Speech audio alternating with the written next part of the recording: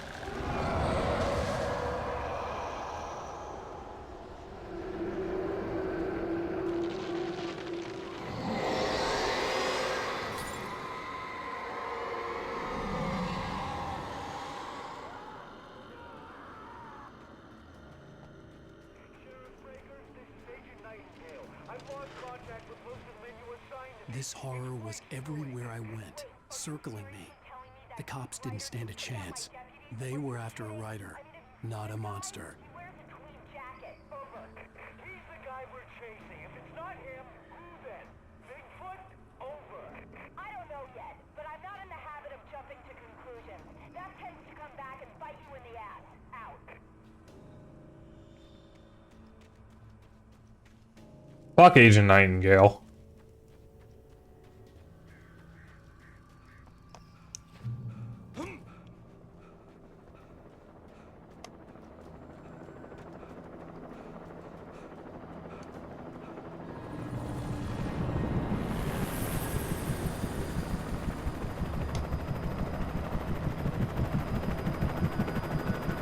You on the ground. Hold it right there. There's nowhere to run.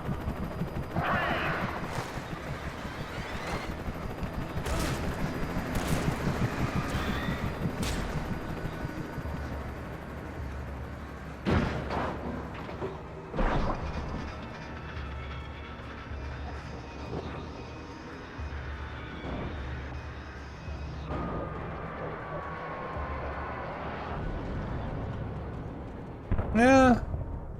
I'm sure they're okay.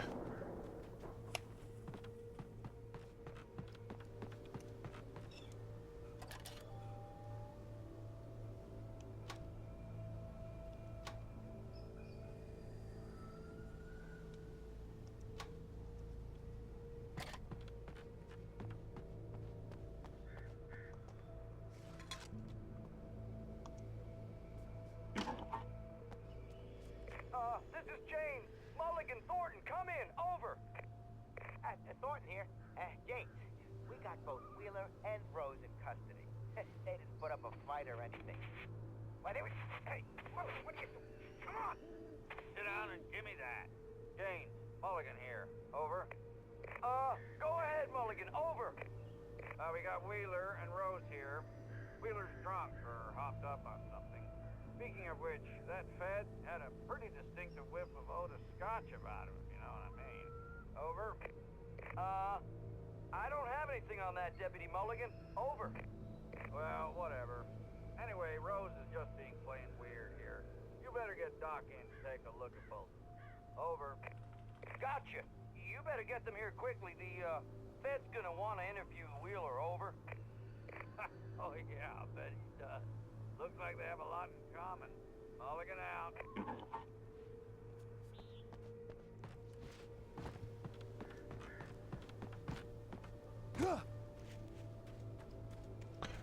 Whatcha?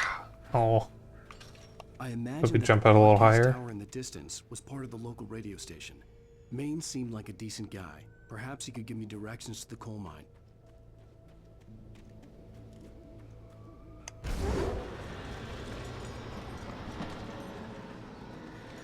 Unnatural shadows clung to the gate. The darkness that was after me was trying to stop me. I wouldn't get through without a light.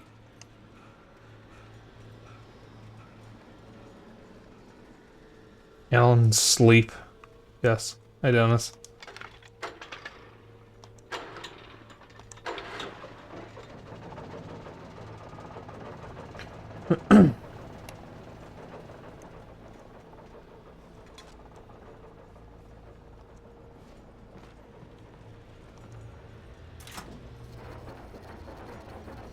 The old generator conked out.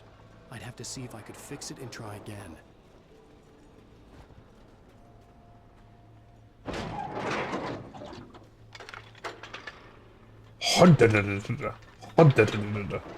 Okay.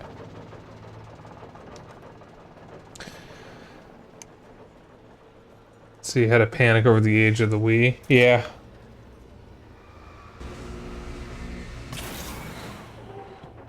Hi, Faison.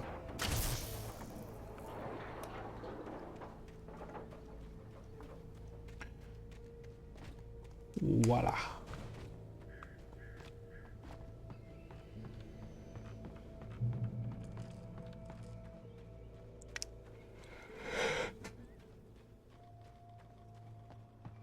Nintendo Wii is a retro console. My eyes.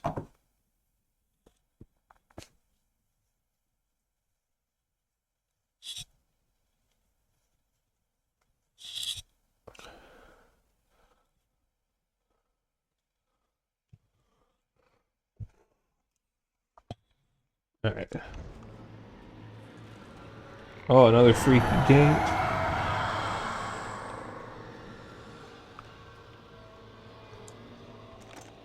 Alright, that's something.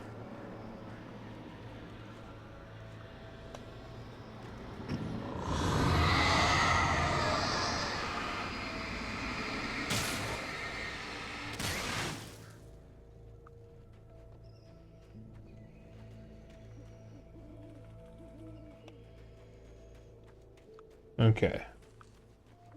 It took me a moment to recognize the flashbang grenades. They were an ideal weapon for my situation. Team 1, come in. Over. Team 1, this is Sheriff Breaker. Report. Over. Team 2, come in. I need a report. Over. Come on, guys. Talk to me. Come in, please. Over.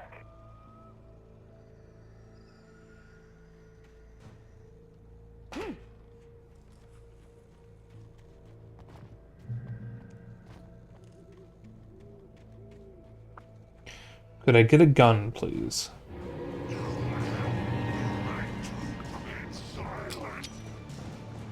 Throwing a flashbang.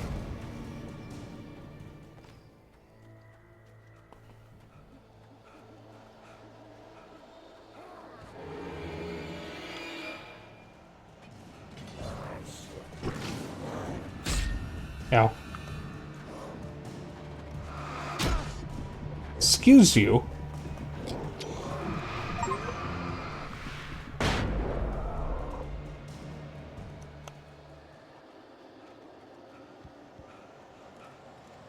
How are you already out of breath? God damn, Alan has the stamina of a grandma.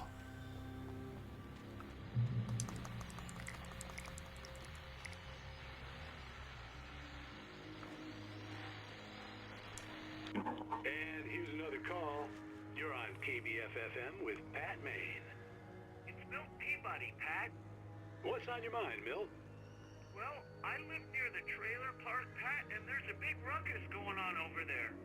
Well, that's just up the road from me, too. What's going on, do you know? I don't know, but there's a bunch of police cars there, lots of sirens, a helicopter buzzing around, and I think I heard some gunshots. Gunshots? Yes, sir, like from a pistol. So can you find out what's going on? Because it's just next door and they're popping off guns there. They're still shooting? No, it was maybe 10, 15 minutes ago. It sounds serious, Pat. I'm telling you, it don't sound like no party. I'm certainly going to give the station a call, Milt. Okay. You'll hear it here as soon as I hear from them. Okay, thanks. So I said this already, but more people have joined since I said it. The reason why I thought Pat Maine's voice actor sounded familiar is because I thought it was Paul Eating. Or Eating, however you pronounce his name.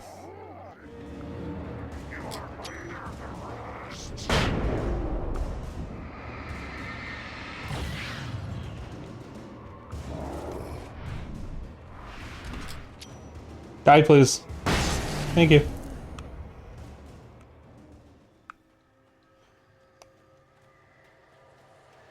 He was the Colonel in MGS, Metal Gear Solid, and he was Grandpa Tennyson in Ben 10. That's what I best know him as. Ow.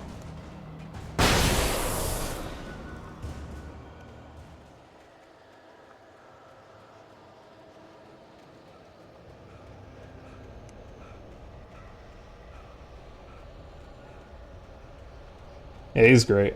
I've never met him. If I ever do, I'd probably get my copy of MGS signed by him. Him and, who is it?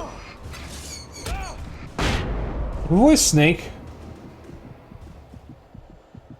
It was David Hayter, that's his name. Okay, I forgot his name for a moment. Yeah.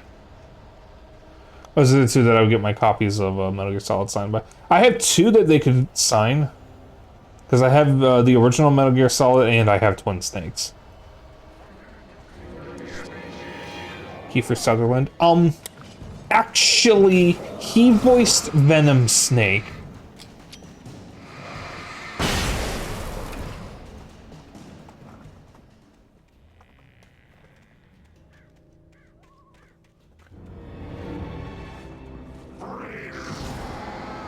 Fuck off. Fuck off. Fuck off.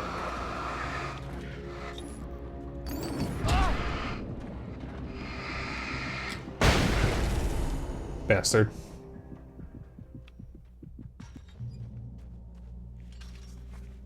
I hope Maine could lend me a car to get to the coal mine.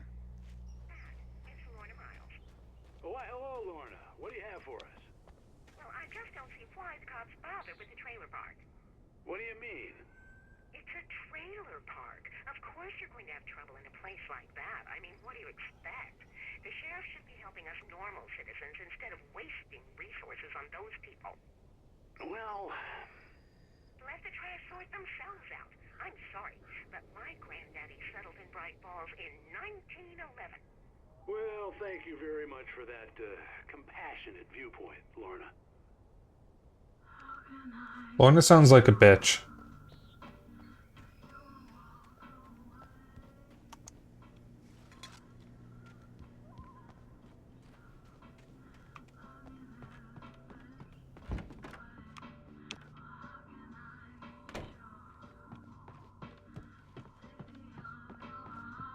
Oh, here's a little surprise.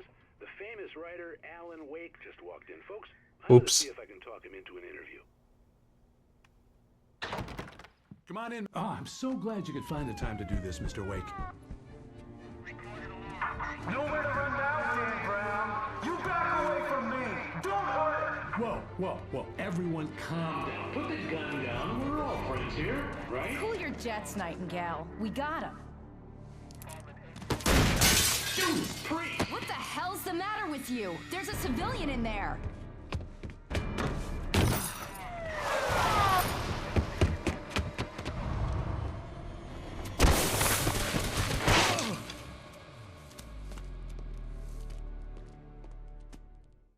I'll get you yet, even if it kills me. You hear me?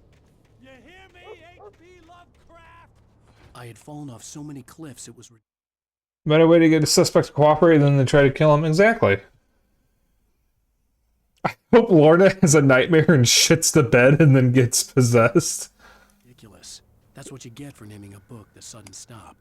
It was probably good I hadn't had the chance to tell Maine where I was going.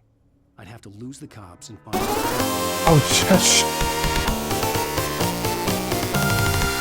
I forgot how loud that alert is.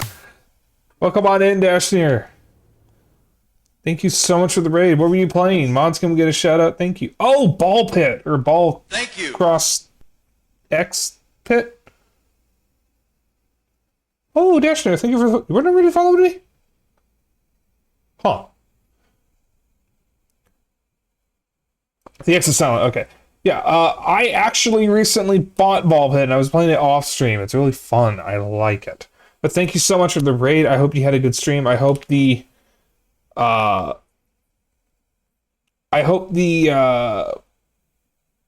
game wasn't giving you too much trouble, because I cleared it once already, and I'm struggling to... I cleared the first boss already, and I'm struggling to do it a second time.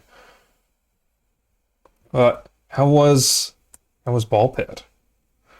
Raiders, if you don't know who I am the one and only Dapper Dragon. Tonight, we are playing the penultimate game of my October marathon, Alan Wake. This is my second playthrough of the game. First time I played through it was quite a long time ago. Actually, what year even was that? Wait a minute, I have notes. I'm curious now. What year even was that? God, that was 2017. 1972. I'm not that old, and the game's not that old. That's so much fun. That thing just cleared the last boss. God damn. Well, if you need to do your after stream care, by all means, go ahead and do it.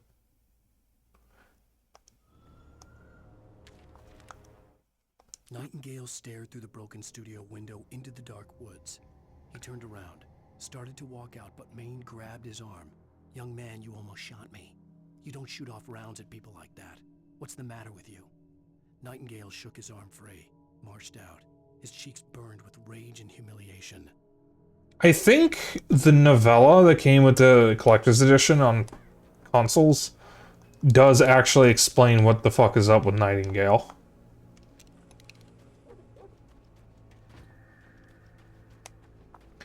I'm gonna read it after I finish this game on stream. Uh-oh.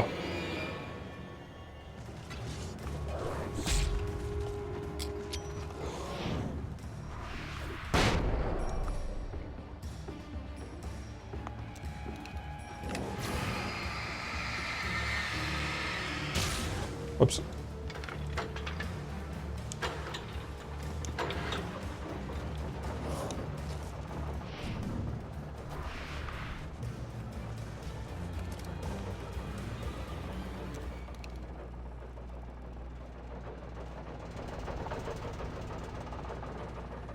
Alright, we got a revolver again. He's a dick. He is.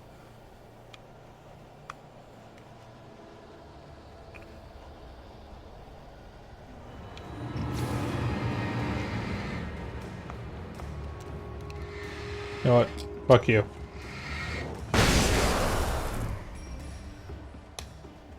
Revolver Ocelot. Wrong game, but yes. There was no sensible reason for the power company work lights to be here. It was almost as if they'd been left for someone like me to use.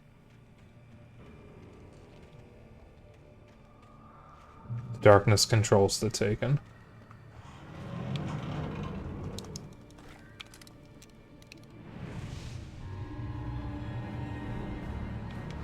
Kinda wishing I hadn't used that flashbang yet.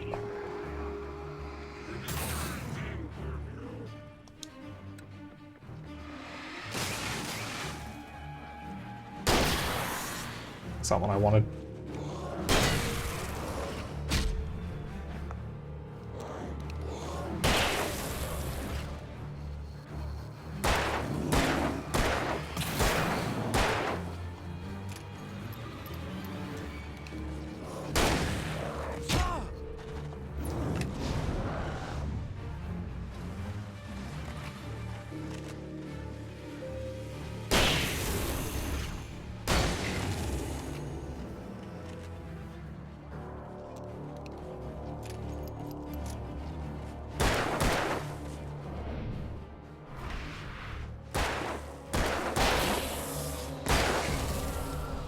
Oh, he did a flip.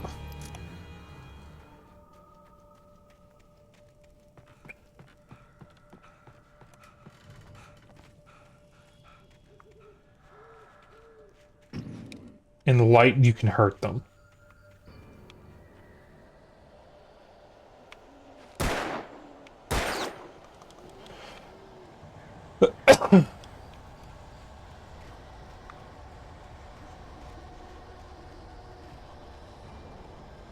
Thermos. Take a sip of my water.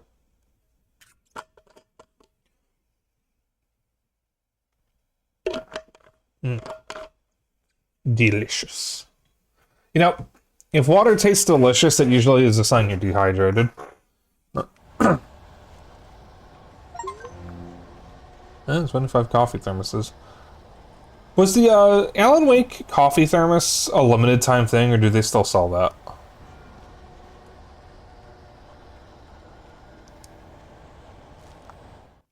Sarah trusted her gut, and her gut said Agent Nightingale was an asshole. He felt wrong, and it wasn't just the smell of stale booze. It was in the way he flashed his badge, pulled rank, the look in his eyes when he wanted answers.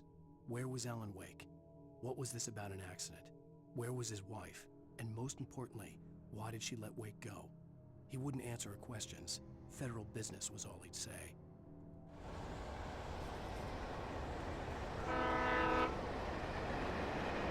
Limited, I don't know when the last time it was they produced more.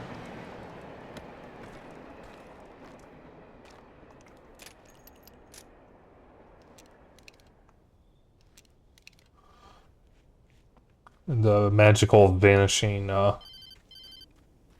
shotgun. Hello? The most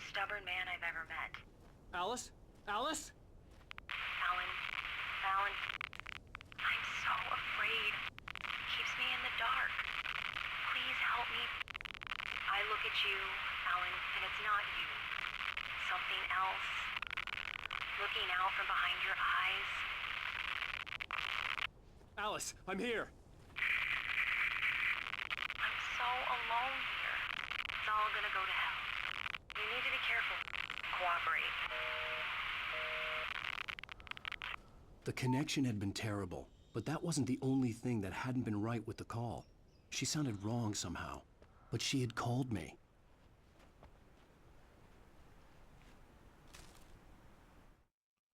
The pipe wrenched itself loose from the bridge's steel framework. Wrapped in darkness, it floated in midair, twitching. For a moment, I didn't understand what I was looking at. The heavy object lurched at me with impossible force. I threw myself out of the way, but just barely. When I turned my flashlight on it, it shook in a dark rage before it flew at me again. I could see a railway bridge up ahead and a warehouse of some sort on the opposite shore. I hoped I could find a car from there. Was he on, by the way?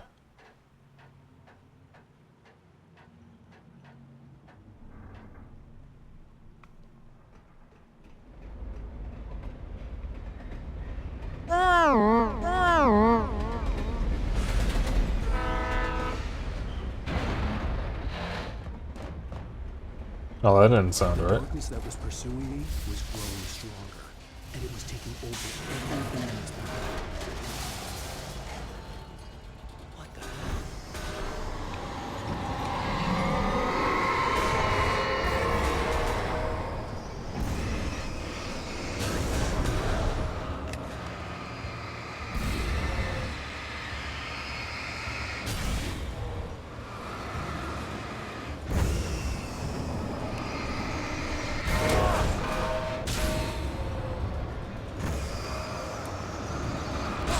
I am out of those.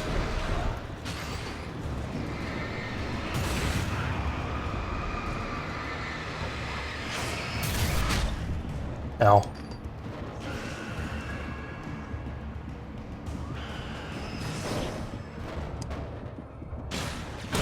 A warehouse of some sort on the opposite shore. I hoped I could find a car from there. Alright, new plan. The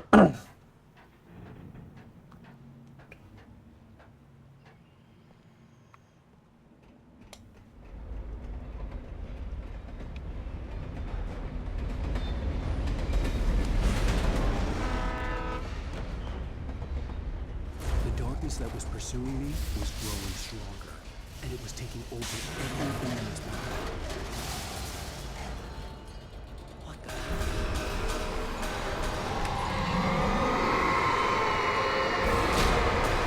Ow.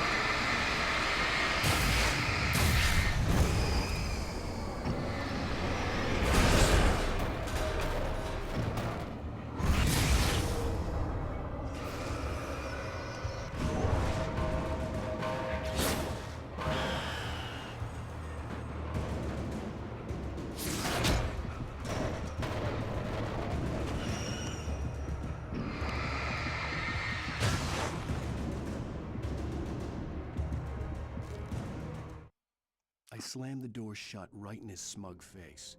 He pleaded for me to open the door. True to form, the asshole actually thought I would obey. I had no sympathy left, no guilt either, not for him. I took a moment to savor the scream. I bet I had a smile on my face. It was all that I had time for. The dark presence was inside the lodge with me. I can't wait to play the As a sequel. teenager, just starting to get interested in writing, Stephen King had been a source of inspiration to me. I thought about all the inanimate objects that had come to life in his books. No one is safe in a good horror story. Certainly not the protagonist. That's what makes them fun. This was anything but.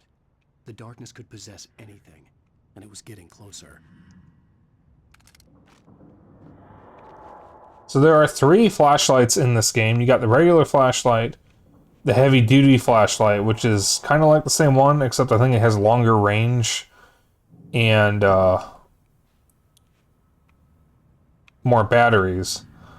And then later in the game, there's a third flashlight, which is one of those massive ones that has a handle rather than just being gripped normally. And that one has less batteries, but is much stronger and has a wider beam.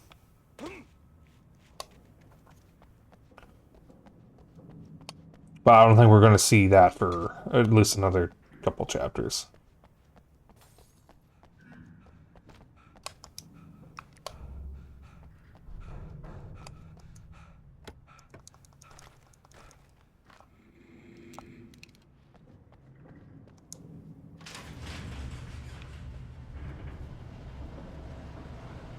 Oh boy. No, I didn't.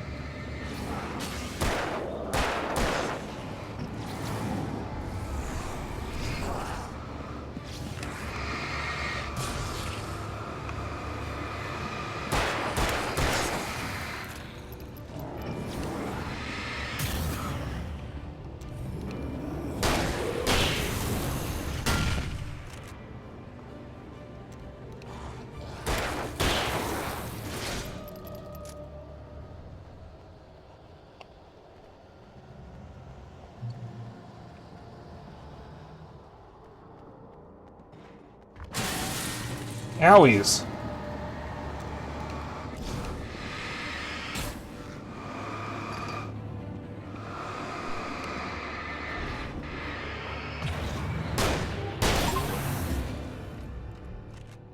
Ooh, sick.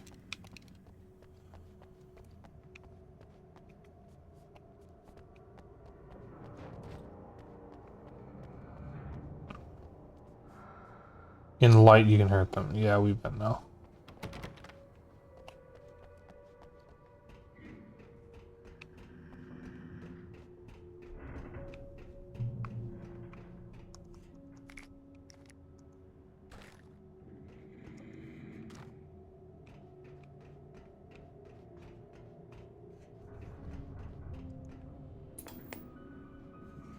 We take the facts of our existence for granted, unaware that they are merely a thin veneer of desperate self-delusion, covering a vast cosmos of madness and horror.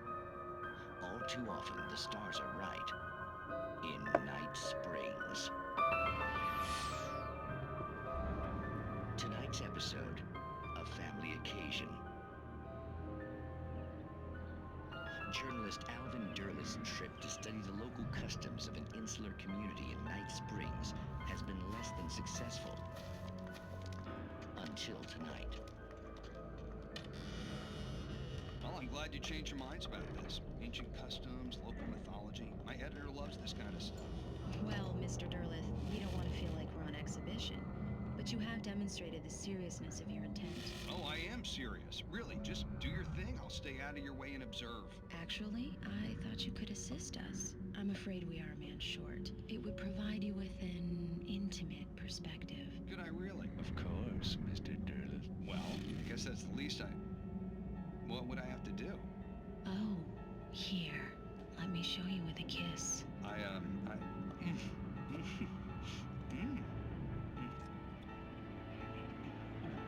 did you...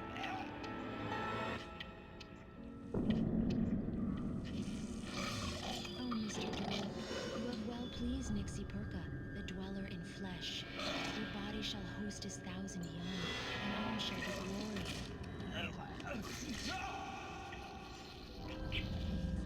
Shh, darling, be calm. Shh. Alvin Durlith learned a harsh lesson. If you go looking for mythology, it may come looking for you. And such quests always bear fruit. In Night Springs. It's really funny how with only about 1 to 2 minutes of audio and minimal footage, Night Springs manages to feel like the Twilight Zone.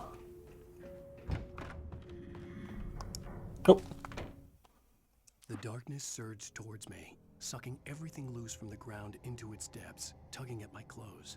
I saw the flare the kidnapper had dropped and threw myself towards it just as I felt my feet leave the ground. The darkness embraced me with the force of a tornado. Somehow I managed to light the flare. The darkness roared and cast me away. I fell toward the dark waters of the lake far below.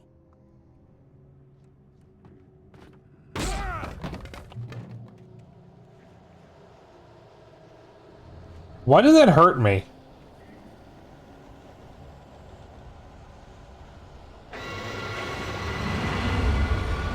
Oh, this thing.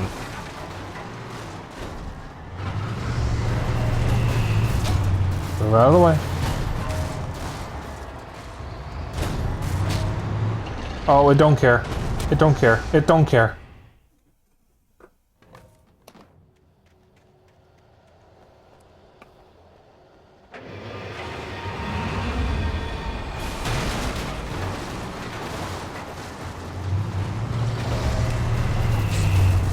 Fuck, I got caught on it!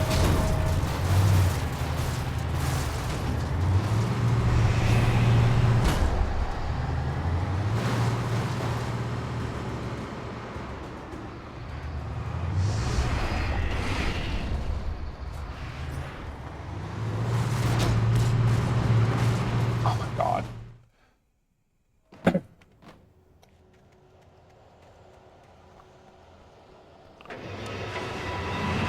I'm gonna try something a little different.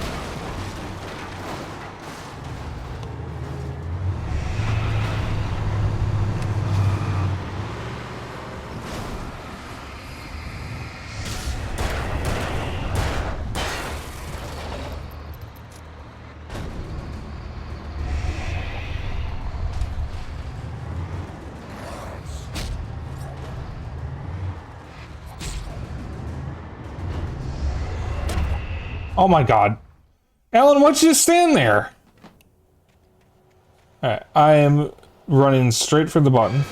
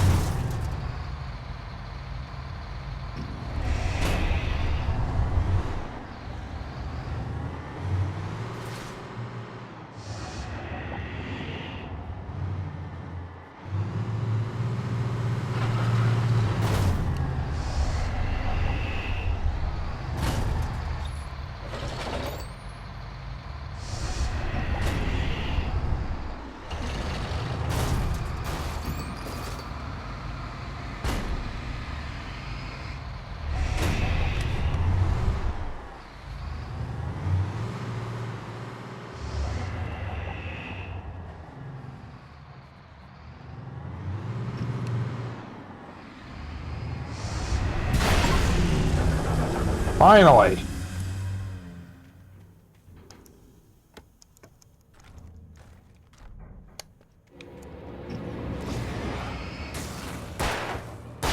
Piss off.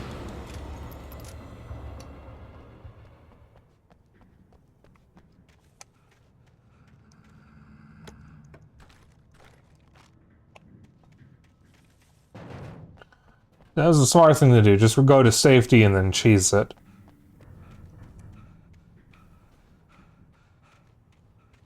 Oh, some stuff could have gotten over there.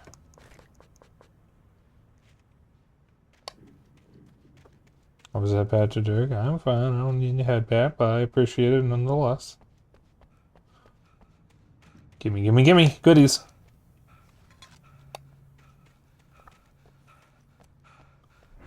Slap him! Once I have a model, I'll add something so you can throw cheese at me.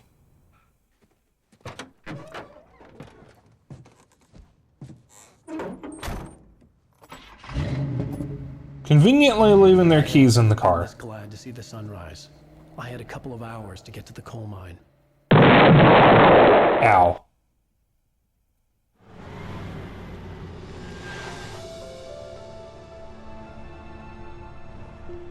Oh my god. Wasn't far now. JC, a bomb!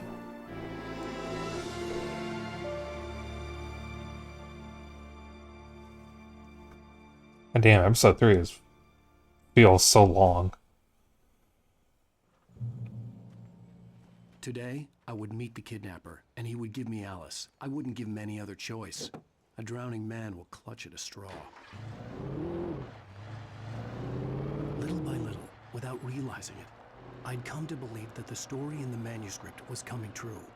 The current of its narrative had taken me deeper and deeper into dark waters. Alice had been taken from me. Barry was probably in jail. I was a fugitive from the FBI.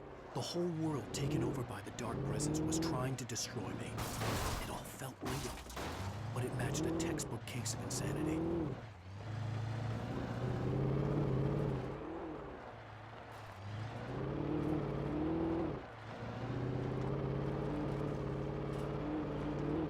Why is the driving camera so fucking sensitive? Holy shit.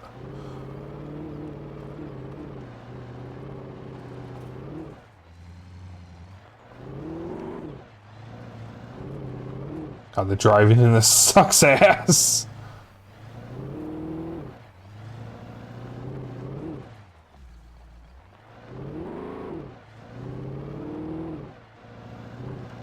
It's not just weird, it just kind of sucks. It's the worst part of the game.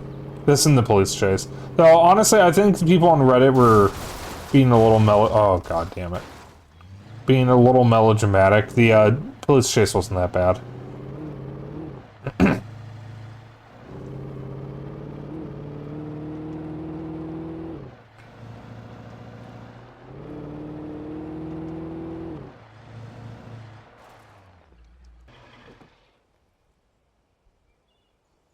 Alright, we're stopping here for a moment. Does anyone need a shit? Or piss? Ah, it's locked. Sorry. Yeah, wow, Redditor's talking nonsense. What a surprise. You know, Xeno's a Redditor.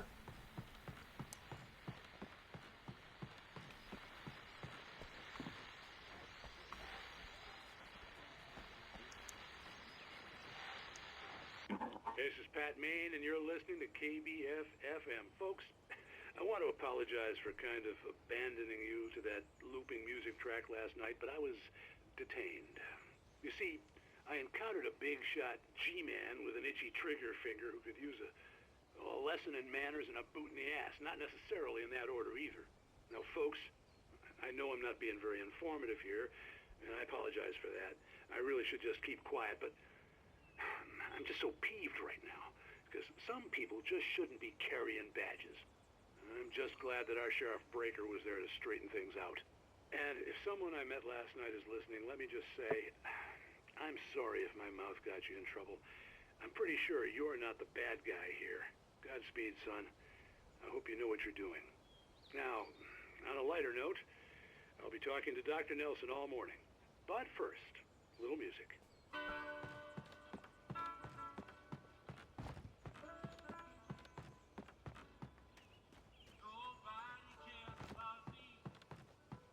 Alright, there's another car here, but there's no one up there. They can have my car. I want this one.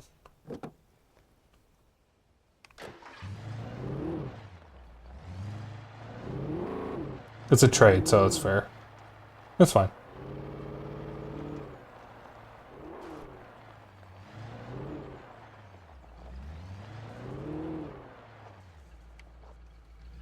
Runs away ASAP to avoid copyright.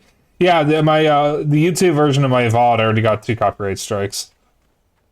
I'm not in trouble on YouTube, but it can't be viewed in some countries because of the 2 songs.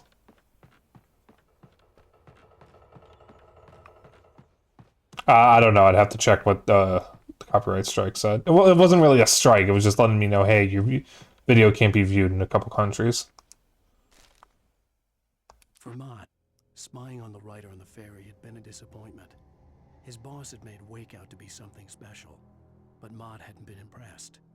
He'd gotten a good long look at the wife, though, and he liked what he saw. Mott had fantasized about goading Wake into a fight, but it hadn't happened. Still, He'd get his chance to see if the writer had anything in him. He'd been promised as much.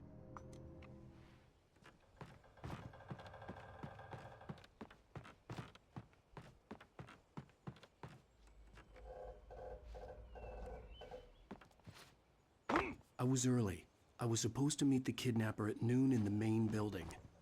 The coal mine was quiet. It was a museum now. I think I triggered that a little too early.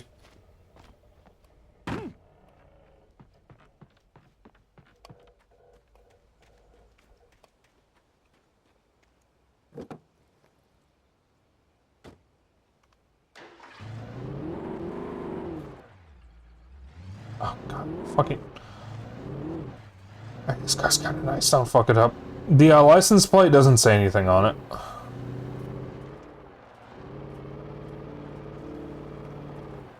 I should get GTA 4 and play that.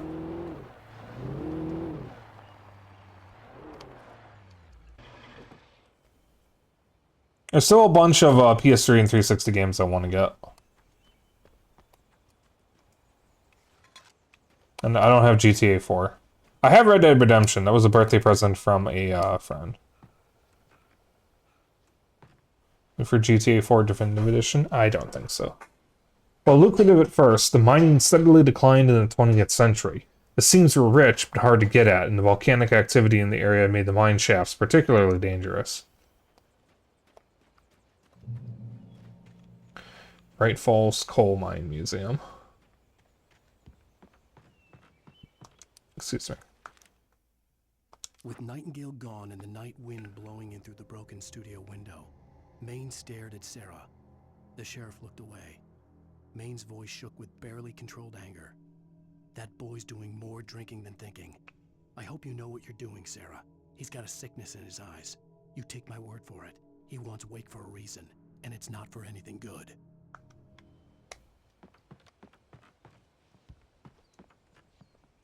In 1970, a volcanic eruption below Cauldron Lake, while relatively minor, caused most of the deep mining tunnels to collapse or flood. 32 miners lost their lives in the calamity, and all mining around Bright Falls came to a final stop. Now many of the remaining buildings are protected as historical landmarks. So, my grandma, when she was a child, grew up in Hancock, Michigan, which is across a bridge from Houghton, Michigan. They're both like two towns that are on opposite sides of part of Lake Michigan. And that area also used to be home to a mine, and I think that mine was also shut down and later turned into a museum or something. We didn't visit it the last time we were up there, but like Superior. Okay, listen, shut up. But or maybe we did go to the mine. I don't remember. It's been too long. But I think it used to be a mining town. Why don't you know everything like Mr. Reddit up there, Spike? I'm not even gonna dignify that with a response.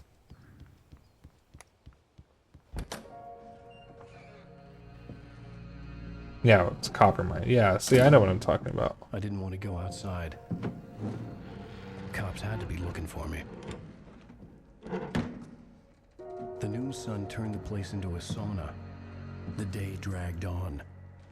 Different scenarios ran through my mind. Ways of how I'd torture the kidnapper to get Alice back. Or the different horrible things he could have done to her. I imagined her dead. I had no way of knowing she was still alive. It was killing me. I was running on blind hope. It was all a waste of time. The bastard never showed up.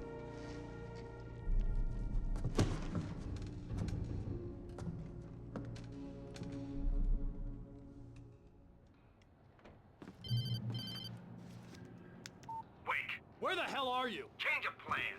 You know where Mirror Peak is? It's a big mountain north of where you are. You follow the path from the mine, you can't miss it. There's a lookout point there. I'll be waiting.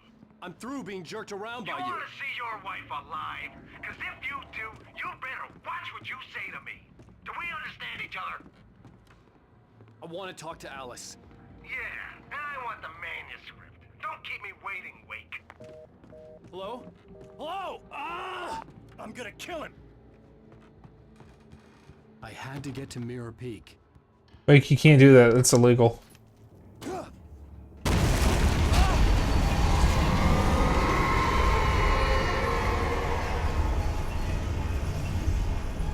It was close. Maybe closer than ever before.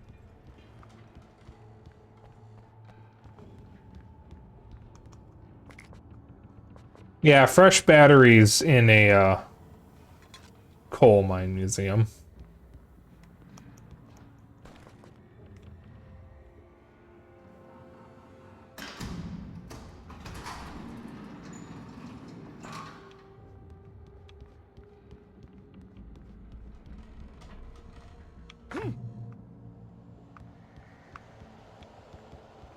For some reason, this is really making me want to play GTA, and I don't even like GTA. Just wasn't something I grew up with. When Thomas Zane fell for Barbara Jagger, it happened fast. She was young, vibrant, and beautiful, full of life. He had never been a very happy man, and without any seeming effort, she had changed all that. Zane felt good for the first time in his life. Everything she did was another piece of a jigsaw puzzle he hadn't even known he'd been missing. And best of all, she made the words flow, strong and sharp. She was his muse.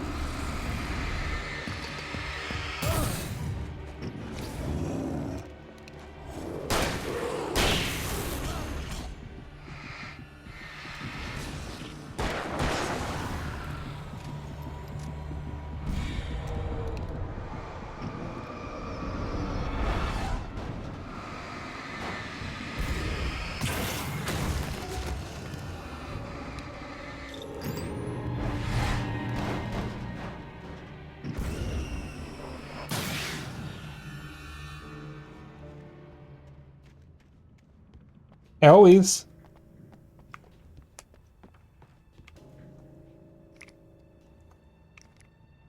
I'll take those.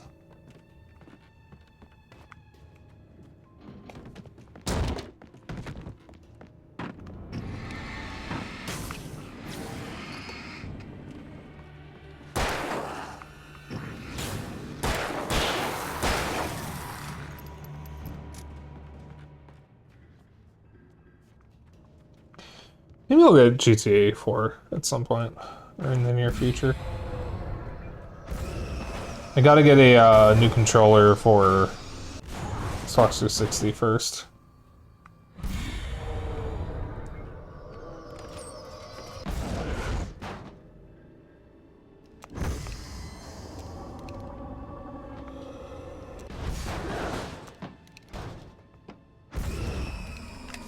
Yeah, I think fast, chuckle nuts.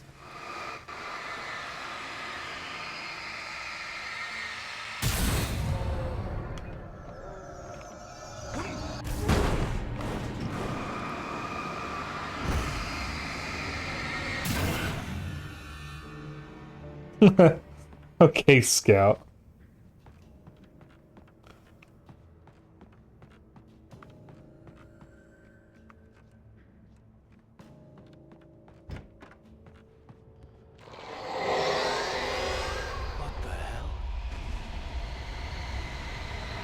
Oh, that can't be good.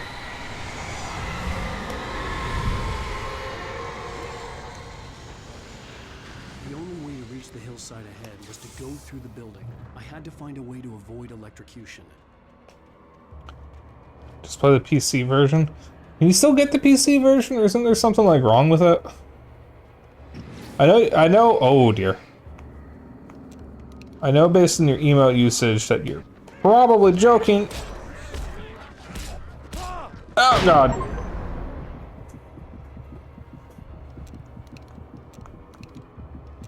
Damn it. Okay, we're good.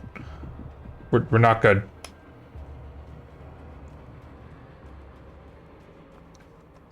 I know the PC version has a lot of mods, but that's something I'd rather have physically. Healing through photosynthesis once again.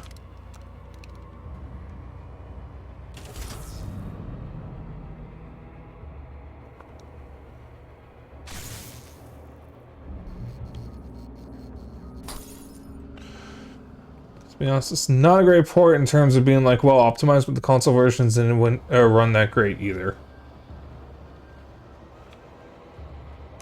Which version is better optimized, PC or console?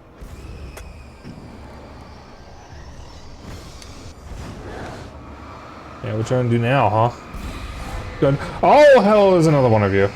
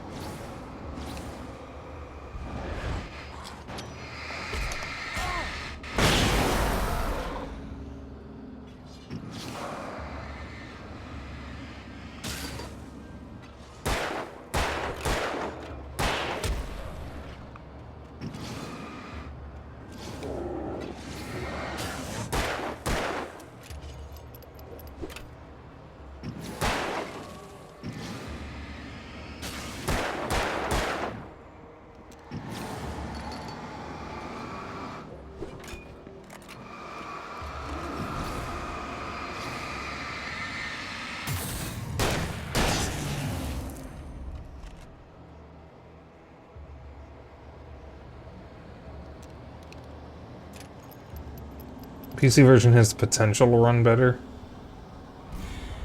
True. Only problem is getting that to work on Linux. Ow! Oh, that may not have been the smartest idea.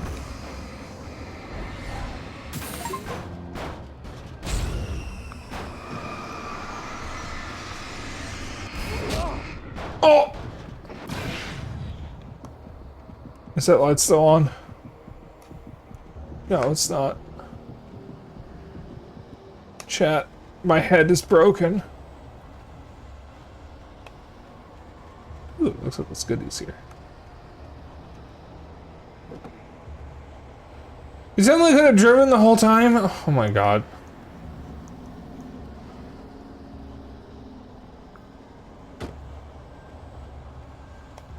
Didn't even. I thought the car was just dead. I just assumed.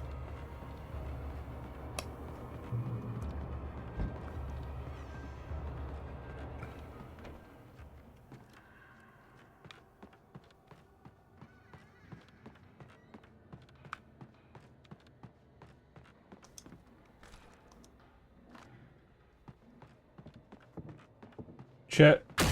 Right here. Who would win? 1 billion lions or the sun?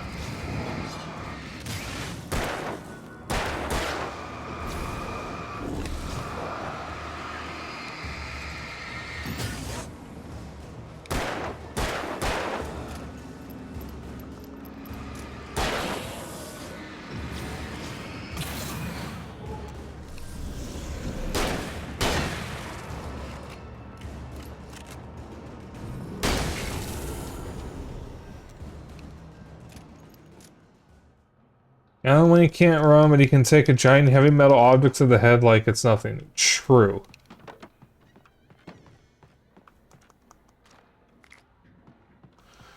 It's all over when the ninth lion eats the sun. That's also true.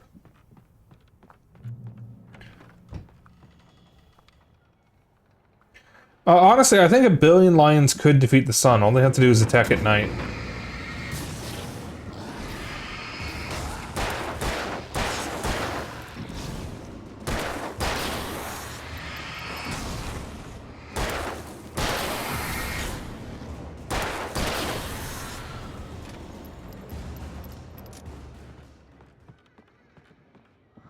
Trust no one in the dark.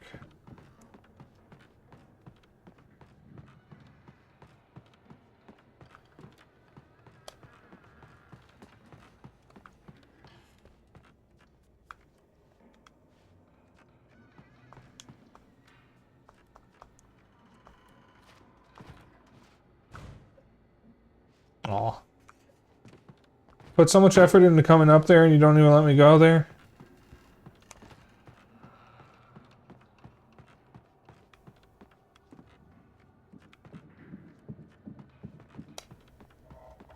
Alright, where do I...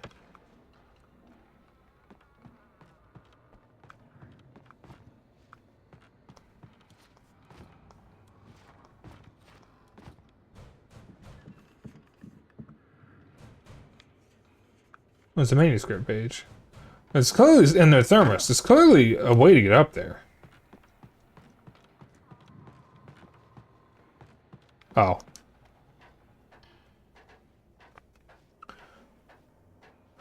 Rescue lions snoring after eating R's or raw in his sleep.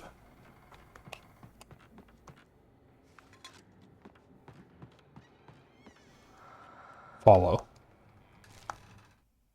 Some of the taken retained echoes of their former selves, but these were just the nerve twitches of a dead thing.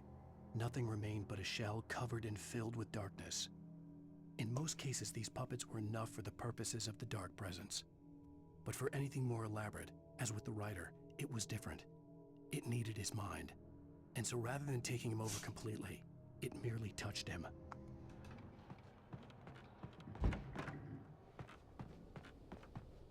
Alley-oop.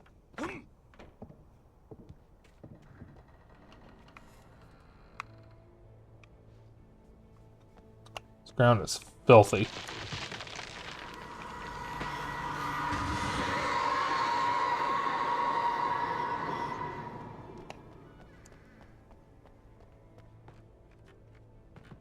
I don't think that's how falling trees work.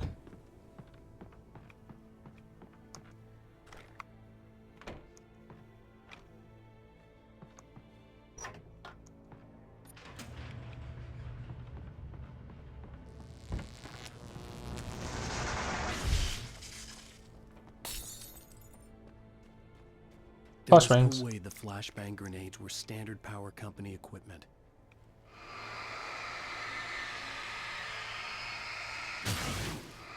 The dark presence cares not for your mortal conception of physics.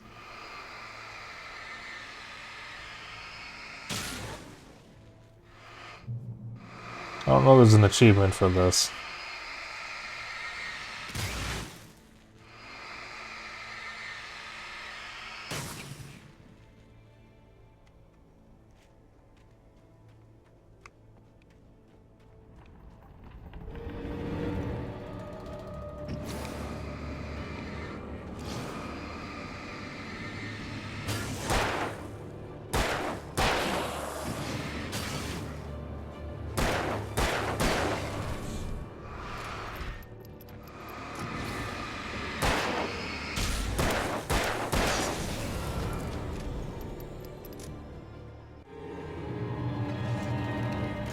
Alley-oop.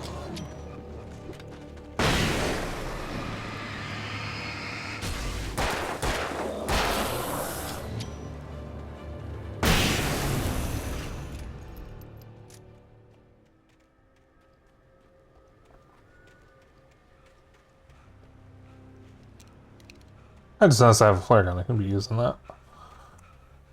I should be using that. I stared through the bars of the jail cell. Barry stood behind me, swaying on his feet, looking as ill as I felt. Agent Nightingale stood on the other side of the bars with Sheriff Breaker. Nightingale had a stack of manuscript pages in his hand. He seemed unhinged as he gloated. Well, I've got you now, Raymond Chandler. It's all here. All the evidence, including conspiracy to murder a federal agent.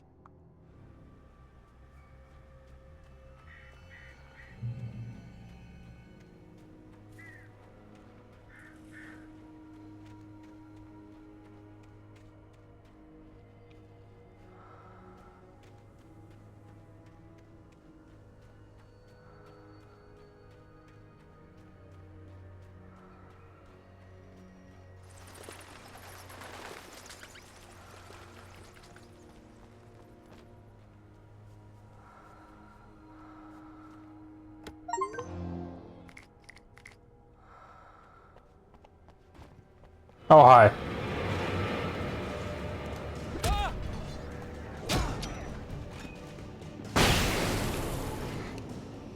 Why didn't you die?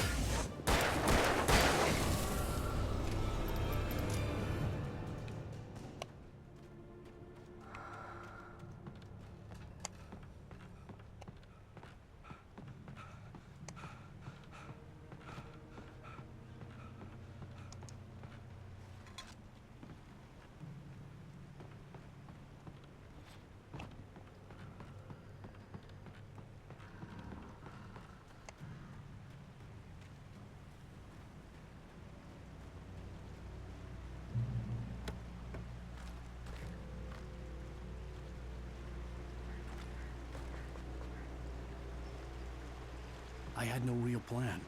I was going to give the kidnapper all the manuscript pages I had for Alice. If that wasn't enough, I'd hold him at gunpoint and make him talk.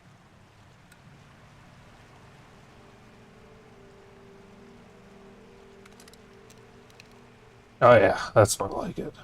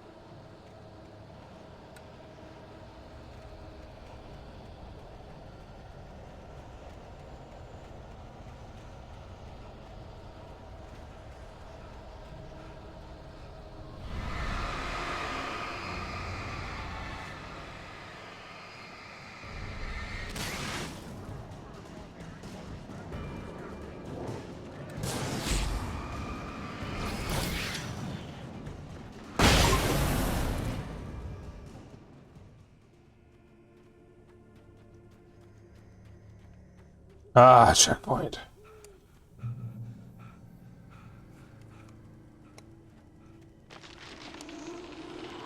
Man, this chapter really never ends. The dark presence was moving ahead of me in the same direction I was going. A cold feeling settled itself in the pit of my stomach. Was it going for Alice? The graveyard shift may cause cancer.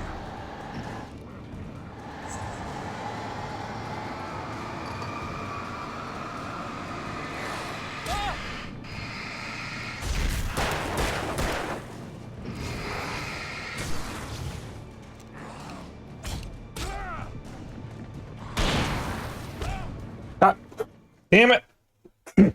Settled itself in the pit of my stomach. Was it going for Alice? The graveyard shift may cause cancer.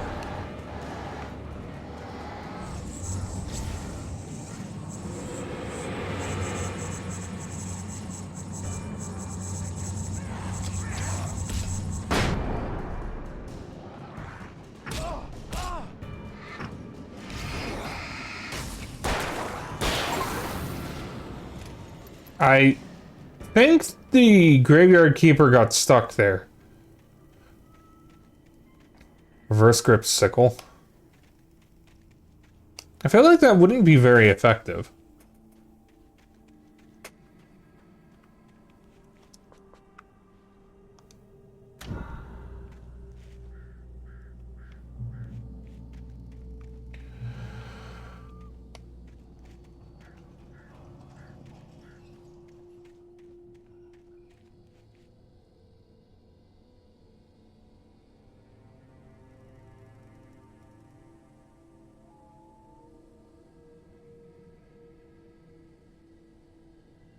You go, little guy.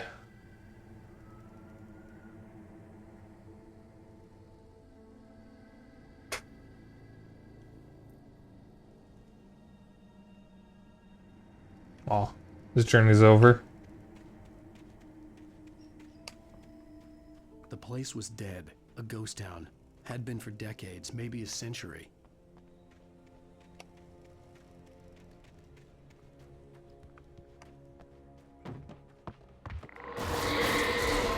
Oh, fucking hell.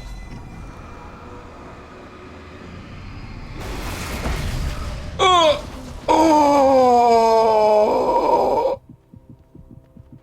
I just took a car to the face. Realism aside, it works well enough for stabbing Wake, apparently. Things were never as simple in real life as in fiction. I had lost count of the times I had wished there'd be a clear reason for my writer's block. Something to fight, something to lash out on. There wasn't. I was filled with doubt. I was nothing like the hero in my books. Alex Casey had gone through his life with single-minded determination, never wavering from his goal. Even now, I was angry at myself, angry at Alice, angry at Barry. I was fumbling and I had no plan.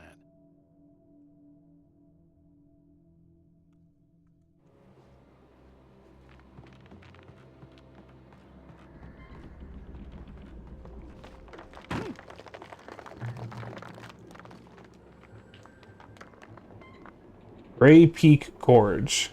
Originally founded in 1928, the Gray Peak the Gray Peak Gorge mining town was one of the permanent settlements of the Bright Falls Mining Company built for its workers. The nearby graveyard is a testament to the dangers the miners faced on a daily basis. Most of the men who lost their lives over the years were buried there, a grim reminder to be careful for those who remained. Gray Peak Gorge was abandoned almost overnight when the Bright Falls Mining Company closed its doors in 1970.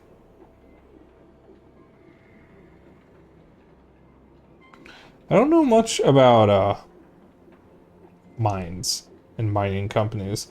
I do know that company towns were a thing. And there was some talk of Amazon trying to build or make company towns come back for Amazon workers, and people were up in arms about that for good reason. There's a reason company towns don't exist anymore. Because the thing about company towns is that when you live there, everything is owned by the company. And you don't necessarily get paid in money that you can spend elsewhere. You get paid in scrip that you spend at the company. Or in the company town. And it can't be used elsewhere because only the company takes it. And they would have company stores, which is where you would buy whatever you needed to live in the company town. And that's what, I think his name was Tennessee Ernie Ford was singing about in the song 16 Tons, was living in a company town for a mining town. Or for a mine.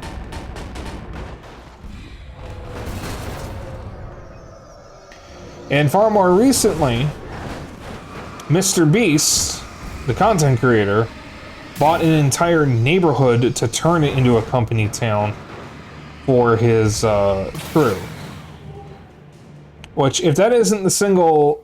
Which somehow, actually, is not the single most damning thing he's done or said.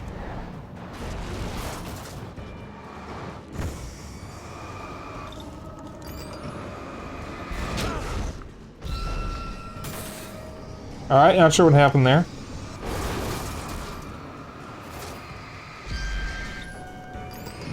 Yep. That line exactly. When I heard that song when I was much younger, I didn't know what a company town was. I learned that much later in my life. Mr. Beast isn't making another Neverland. For now. God knows what's going through that bastard's mind. I have made it very clear I do not like Mr. Beast. I mean, you tell me he's the richest YouTuber ever, and I'm like, okay, that doesn't sound like a good thing, though. And I was right. I was very right about what I thought about Mr. Beast, and I am happy that more people are finally seeing it. Uh-oh.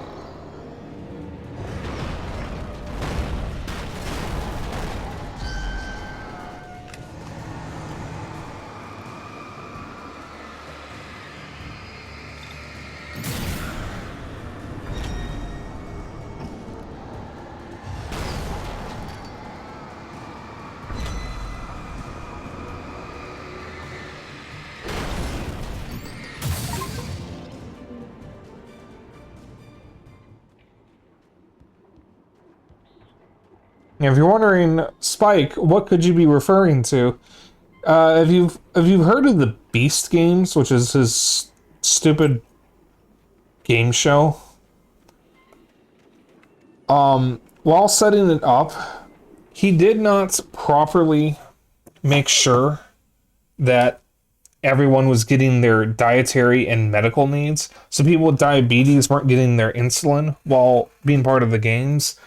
People with women weren't getting feminine hygiene products. They had to sleep in a stadium that he was paying money to rent outside. And worst of all, he actually lied to the contestants. He told them all that there would be 1,000 contestants. There were 2,000 because it's actually two different groups of 1,000 competing amongst themselves and then being combined after half of each group has been knocked off for the final 1,000. So he actually lied to the contestants.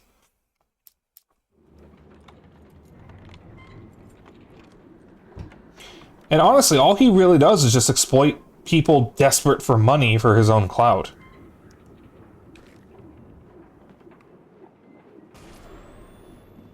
Anything outside of riding is a struggle. I feel ill. I managed to make my way downstairs. There's a shoebox filled with books and papers by Thomas Zane.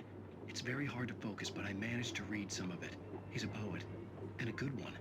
He writes of muses and creators summoning fabulous things from a magic lake, using his powers to shape the world of a realm of gods and dreams and demons, dark things that wait for a chance to slip through, wearing the flesh of men as disguise. Zane writes about himself, his girlfriend being taken over by a dark presence, about growing scared of the lake. Zane believes it's a mirror to the gaping void of darkness above, where some Lovecraftian presence lurks. I crawl back upstairs. I'll borrow these things for my story. They ring true. They fit. Even when he started to get popular, felt just something was off, just based on Squid Games. Among Us. Oh, chat.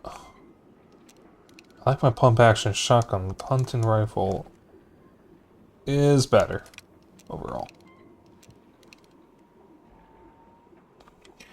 Yeah, like, and the thing is, with Squid Game, he is the exact kind of person that Squid Game is criticizing.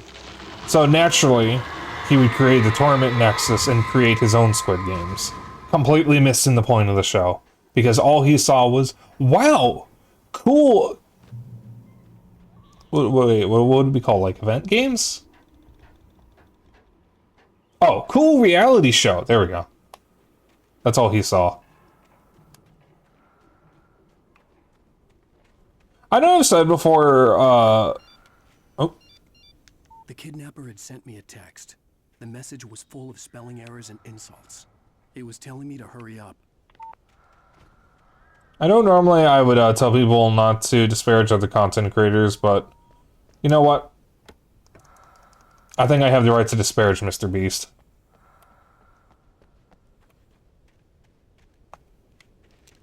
We're anti-capitalist here, like, I think I have the right to say that.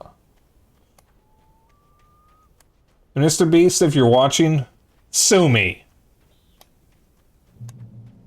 Everything I said is true. You can't do anything. Those are birds.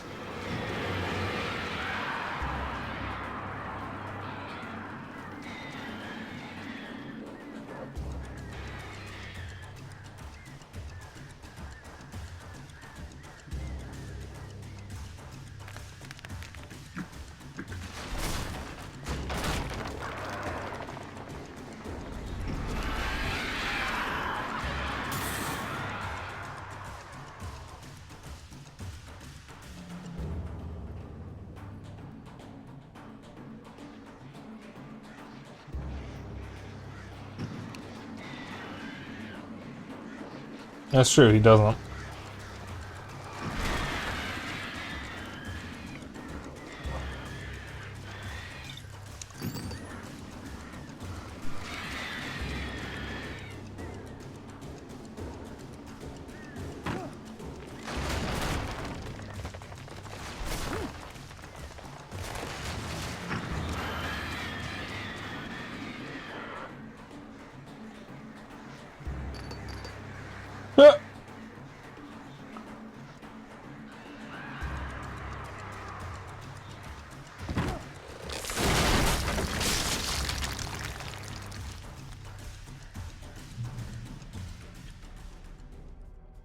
You'll enjoy the narrative thing. No, it's so most games would so it's kind of funny because games nowadays, especially like narrative games centered around a talkative character, like say, especially some of these games, like say God of War, I think Days Gone, and Horizon Zero Dawn, or even like other games like the modern Tomb Raider games, they have the titular character just talking a lot to themselves. And it's kind of annoying in some of those games because usually they wind up just telling you, hey, maybe I should try this, or they get like increasingly annoyed as you sit there and do nothing or can't solve a puzzle. I think Alan Wake was one of the first ones to really do that. And it's done really well here. Because it doesn't feel like, the title character is talking to himself and giving me hints for what to do. No, he's actually just narrating his own story. Tunnels go to Cauldron Lake.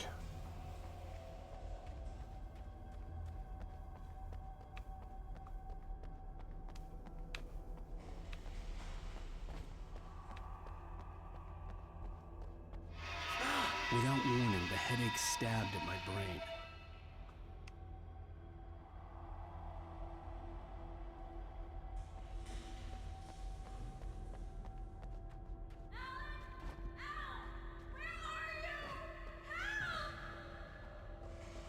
Alice? Alice?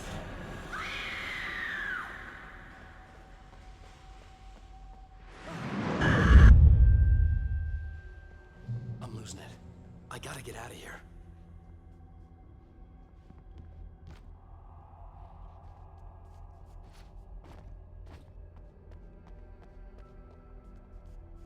The game protagonists talk to themselves to annoy players, and Alan talks to himself because he's insane. That too.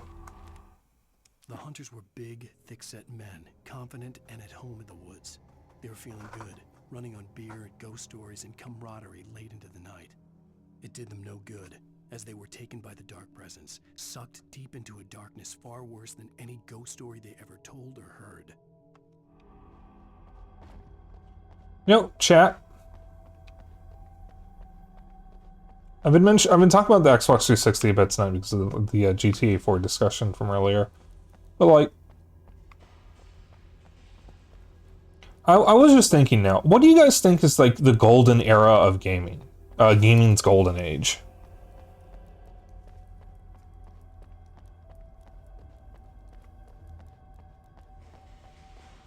Because I've asked Zeno this question before.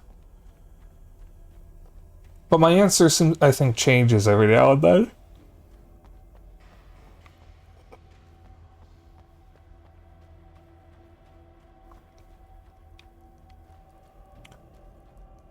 Because there's a couple different eras you could pick for a golden age of gaming that would, you could pick for different reasons. Because you could say the SNES era, so SNES, Genesis, and TurboGrafx and whatnot. Because that's when a lot of the more recognizable IPs got their start. That's also when a bunch of genres started taking shape, like the modern kart racing games and whatnot. You could also say the PS1, N64, and Saturn era, because that's when, not only when gaming went 3D, but a lot of the IPs that are still going strong today, like Resident Evil, Metal Gear Solid, well, not Metal Gear Solid anymore, but Resident Evil, some of the later Street Fighters, Mortal Kombat, and whatnot are still going strong today. Okay, maybe some of those didn't start in that era. Or you could say the GameCube, PS2, and Xbox era, because that's when gaming really became mainstream with the PS2 and Halo. Two separate things there, because everybody had a PS2, but Halo also made gaming cool. Because every cool guy played Halo.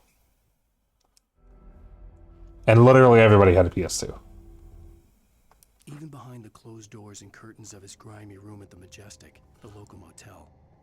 Nightingale could feel the locals' eyes on him, the unrelenting pressure of their judgment. He forced it out of his mind. For all he knew, they could all be under Wake's spell already. You do what you have to do to get the job done. He took comfort from the bottle in his hand. Please, he thought, just let me get through this.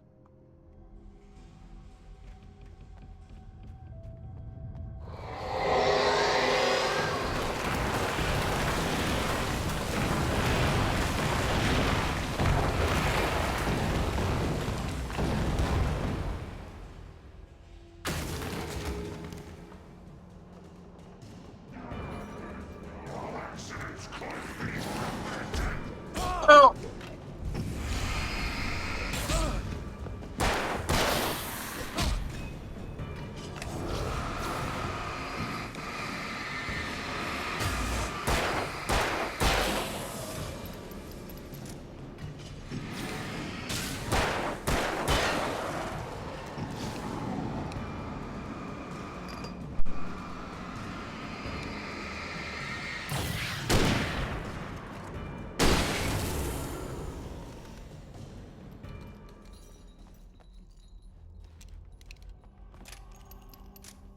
Let's say the 2000s. Yeah, personally, I think it's got to be one of those three eras. I don't know which one I would say specifically. I'd say it's probably either going to be the N64 era or the GameCube era. Those would be what I would say. One of those two. But you could say them for different reasons.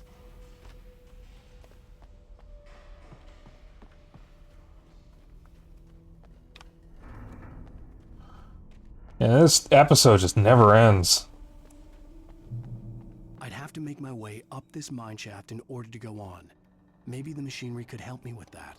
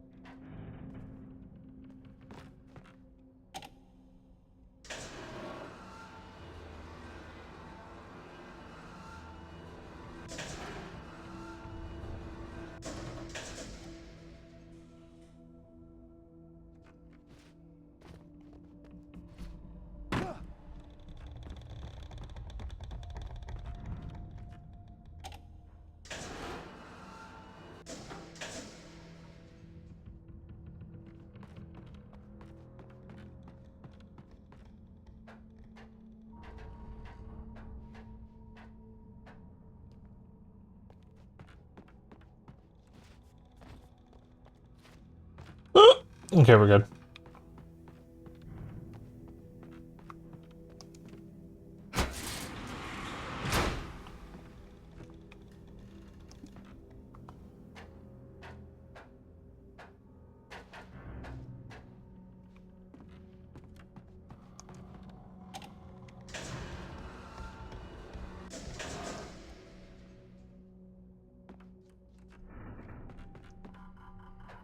Oh yeah, I don't know if you guys heard, but fucking Warner Brothers is putting itself up for sale.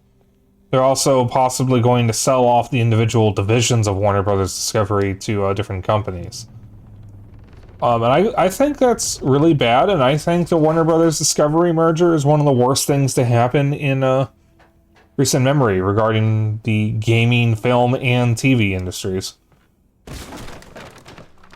We lost Cartoon Network in that merger.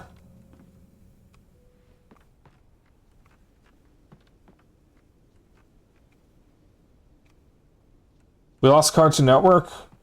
Looney Tunes basically was pulled from HBO Max. So many cartoons were pulled. The Shenmue animation ended, or was canceled. And Mortal Kombat 1's DLC was cut short, because they were supposed to do multiple seasons, and they only ended up doing one. And then there was the disaster that was Multiverses. Lightning flashed behind the windows of Cauldron Lake Lodge. Tor Anderson laughed and held the steel hammer above his head. Nurse Sinclair was trying to calm him down without success. Tor grinned madly and shouted, "My hammer's up. Here's a friendly poke from Molnir, wench." He brought the hammer down with all his might on Sinclair's head. "We're on a comeback tour, baby."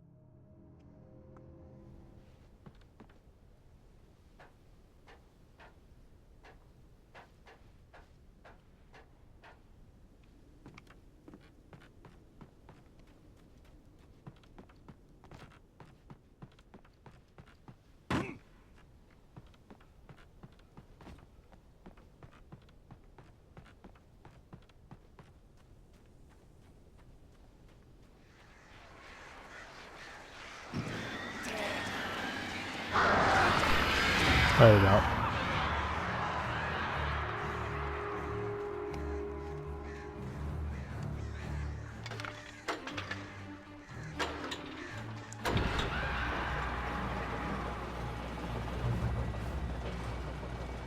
Oh, great. Another cable car. Just great.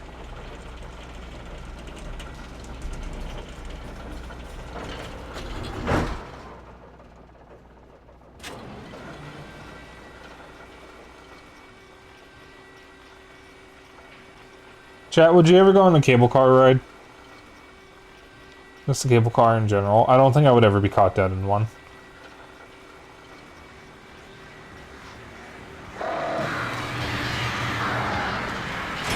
Ow. Ow.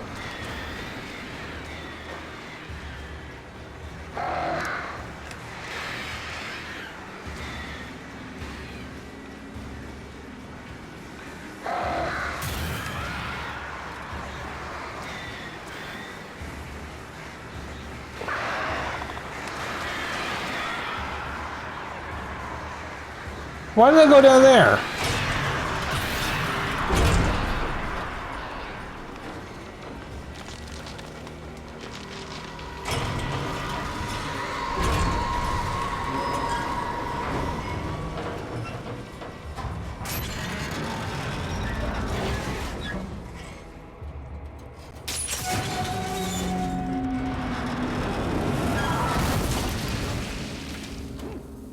And that is why I will never go on one.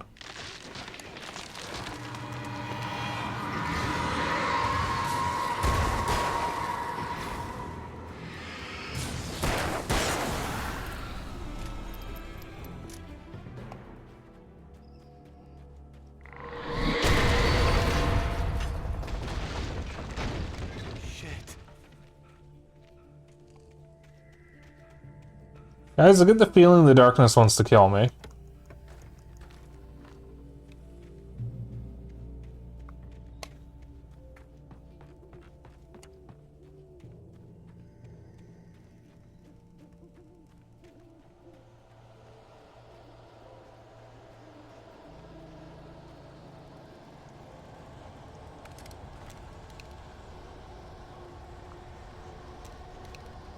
Got some flare gun ammo that I'm not using.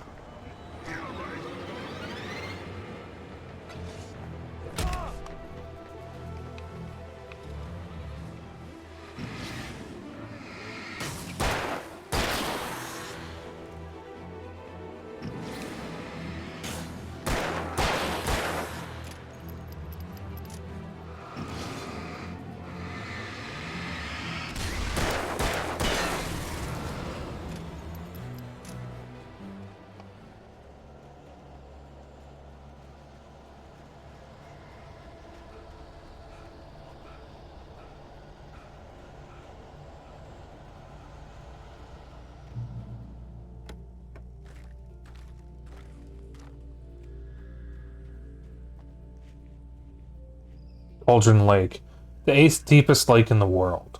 Cauldron Lake is a caldera lake, formed in a volcanic crater. The volcano itself could be considered to be active, but it has not erupted since the volcanic earthquakes of 1970, and even then the underground activity was comparably mild. Despite some property damage, there were no casualties. Cauldron Lake is one of the most beautiful spots in the Bright Falls area, as well as a central figure in many local folk tales. It's a popular recreational area for the area residents.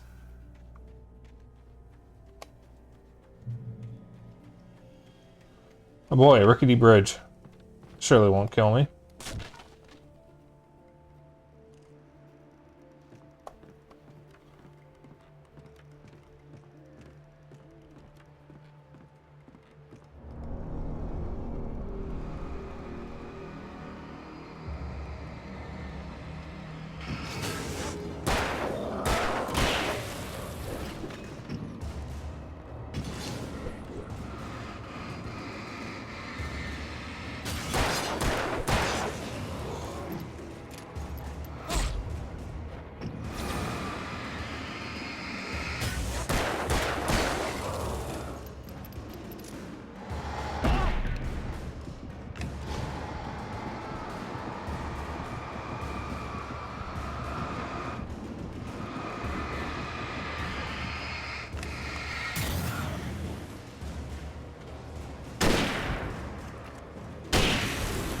I should have just used a flare gun.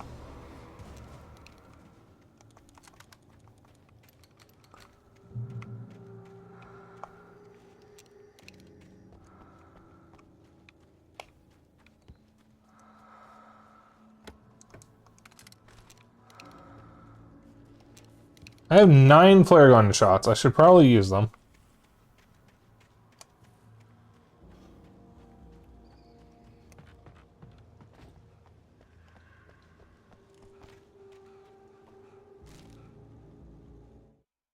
Maud had checked all of Stucky's rental cabins. There had been no sign of the Wakes. It was dark when he'd found their car parked at the end of the road by Cauldron Lake. It made no sense. They must have taken a wrong turn, but there was no sign of them, and the car had been there for hours already. Frustrated, Mott stood on the rotten ruin of the footbridge that had once led to Diver's Isle before it sank beneath the waves years ago. The boss wouldn't be happy. I forget who Mott is, if we've met him already, or not. At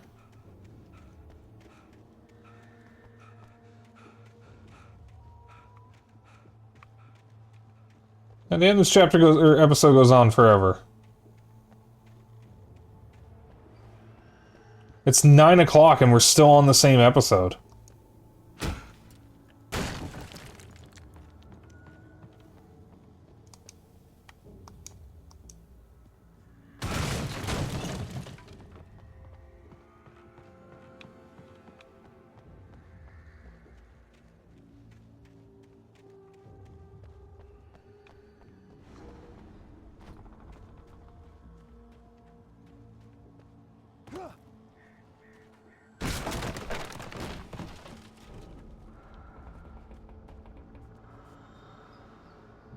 Miss you, Tom. CW and Thomas Zane. You talked to me on TV, Tom. Miss you, Tom. Did you write this? Tom. I curse you, Thomas Zane. Tom.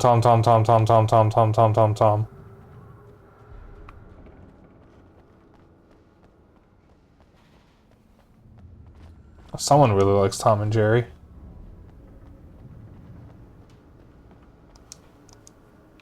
Ooh, shotgun.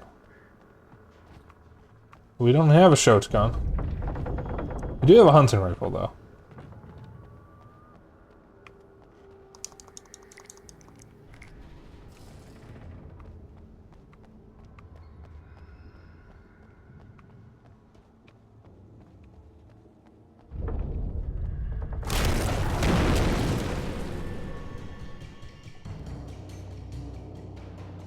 Oh boy.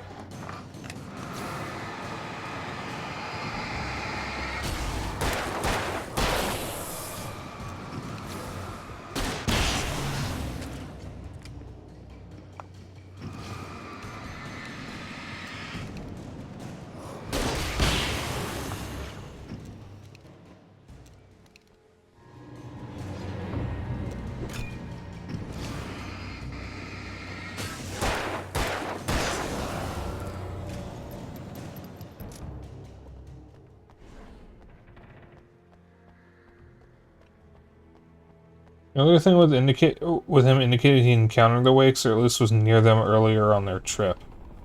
Deadly Premonition opening scene flashback. We never played Deadly Premonition, unfortunately. I was never really all that interested in it.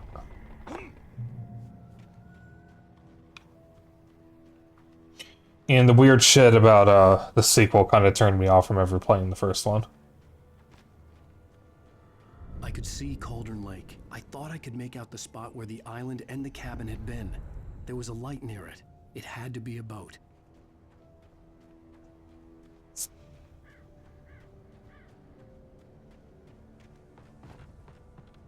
I was close now. I had to get there fast. I dreaded what I would find. I tried to hold on to Alice, but her form melted away. I was losing control. Dr. Hartman stood in her place. I wanted to hit him, but my arms were jelly. He smiled. It was a reassuring smile, and I hated him for it. I had to give you a sedative. Don't fight it. You went through another rough period. Right now, it's very important that you stay calm. We don't want you to have another episode. You're a patient at my clinic. Have been for a while now.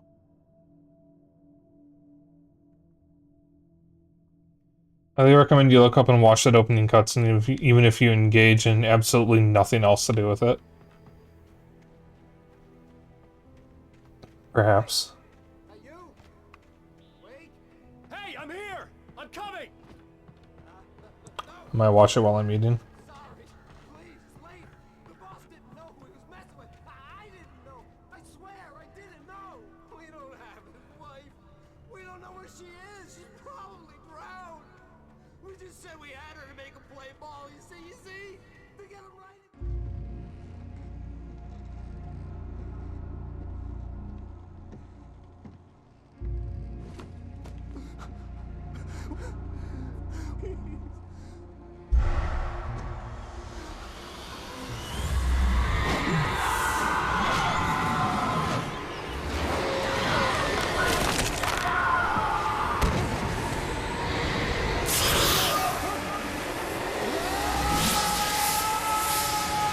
What was that, Mott?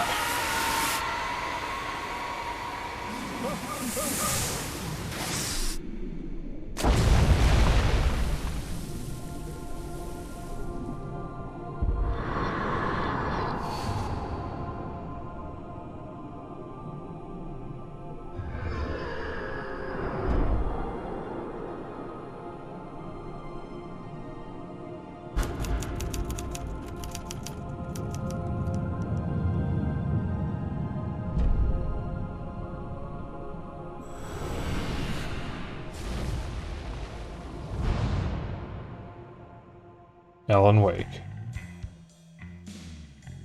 Previously on Alan Wake, I'm hunted by the law. Sheriff, Wake's running. I'm giving chase. Are you seriously telling me that writer just took out my deputies? A thriller I supposedly wrote is coming true. The genre of the story seems to be shifting. It's turning into a horror story. I was told that Alice had been kidnapped, but that was a lie. We don't have his wife. We don't know where she is. Her purported kidnapper was eaten up by the dark presence before it attacked me. Episode 4. The Truth. Alan, shh, baby. It was just a nightmare. Alice. There you go, Alan. Hartman, I fell. I had to give you a sedative. Don't fight it. You went through another rough period. What? Right now, it's very important that you stay calm. We don't want you to have another episode. You're a patient at my clinic.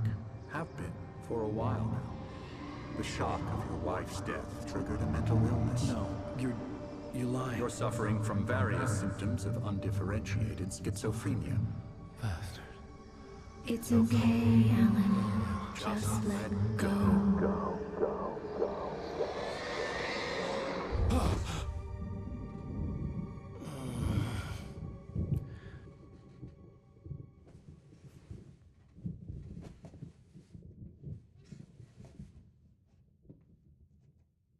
I felt groggy.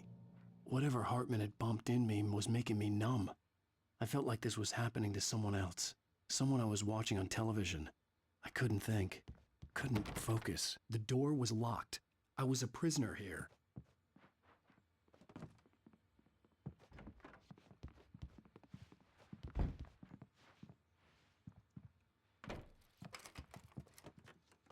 Good evening, Alan. Are we feeling better now? Feeling calm? Yeah, I see you brought your pet gorilla with you. So sure, I'm calm. I get the message, loud and clear. Quite right. That's the spirit. You're being very brave, Alan. I understand you're confused.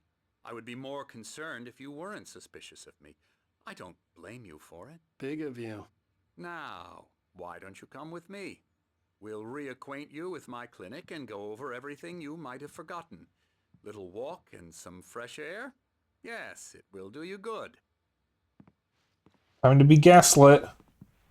This corridor is for patients. Most of them aren't here right now. Jack took them out for a fishing trip, except for the ones who are particularly vulnerable, of course. I encourage creativity as a part of the recovery process here at Cauldron Lake Lodge. I specialize in treating artists. I bet you do. Splendid, Alan. I honestly believe we can get this thing under control if we work together. This way, Alan.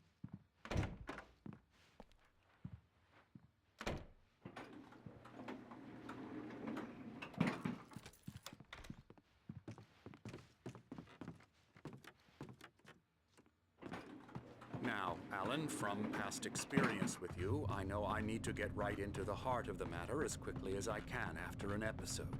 So I'm just going to say this. Alice is dead. No. You're in a very vulnerable state until you understand and accept this.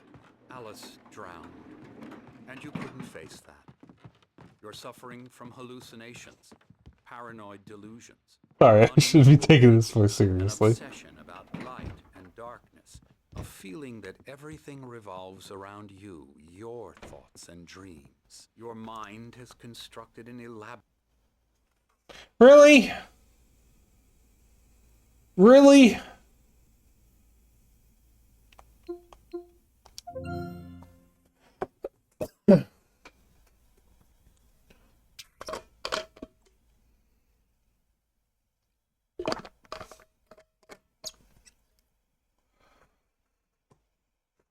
Is the PC version known for crashing or something?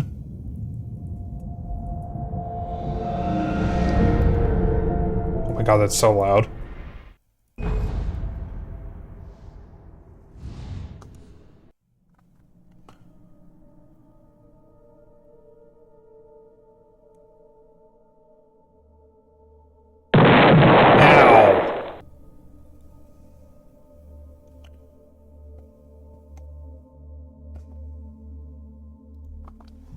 No, it's got a platinum rating on Steam Deck.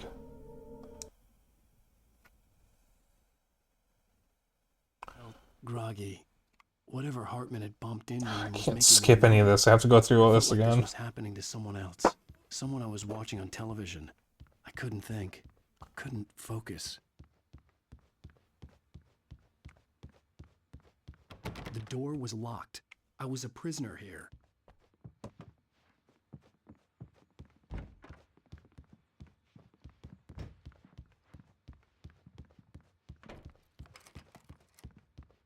Good evening, Alan. Are we feeling better now? Feeling calm? Yeah, I see you brought your pet gorilla with you. So sure, I'm calm. I get the message, loud and clear. Quite right. That's the spirit. You're being very brave, Alan. I understand you're confused. I would be more concerned if you weren't suspicious of me. I don't blame you for it. Big of you. Now, why don't you come with me? We'll reacquaint you with the clinic and go over everything you might have forgotten. Little walk and some fresh air? Yes, it will do you good. This corridor is for patients. Most of them aren't here right now. Jack took them out for a fishing trip, except for the ones who are particularly vulnerable, of course. I encourage creativity as a part of the recovery process here at Cauldron Lake Lodge. I specialize in treating artists. I bet you do. Splendid, Alan. I honestly believe we can get this thing under control if we work together. This way, Alan.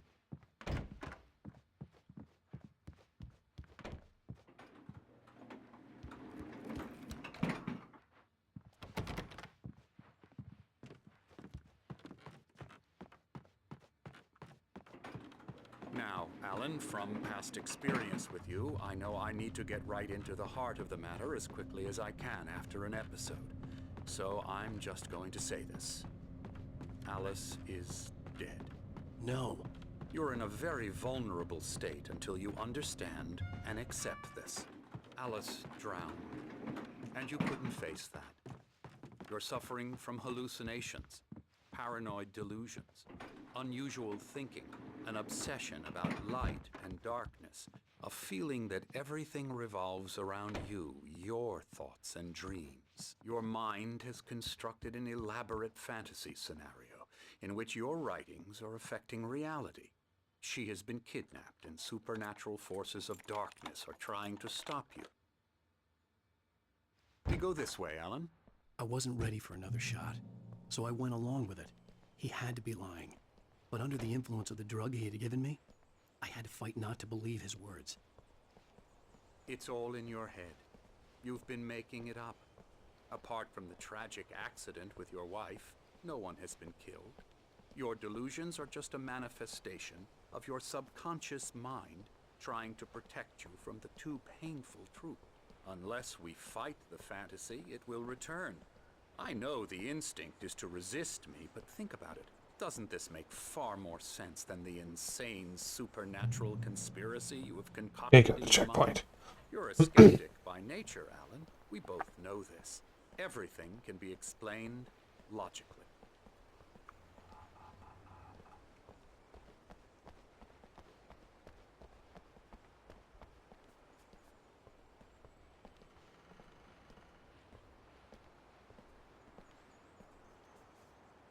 I never get tired of this view. Very inspiring, isn't it? Cauldron Lake spread below us. I could see Mirror Peak on the other side of the lake. I thought I could make out the spot where Diver's Isle had been when I arrived with Alice. Now there was nothing but waves. It seems there's a storm coming. Funny, I don't recall there being a mention of that in the weather forecast. Well, no matter. This way. Follow me. Can I punch him again? Alan, what I'm telling you is good news. Right now we're in control. Every time you have a relapse, it gets more and more difficult to resurface from the dark depths of your imagination. Not surprising, considering your profession. Imagination is what you work with. After all your nightmares, this should come as an immense relief to you. If it doesn't, why is that? Because I'm lying? Or because you don't want to admit that you're not well? It's very natural for you to think of me as your enemy. It's part of the illness. I let him talk. Hartman obviously loved his own voice. His words echoed madly inside my head. I dug my nails into the palms of my hands to stay focused. You need to work with me. Once you accept that, we can begin the journey towards your recovery. Come along. Let's go inside.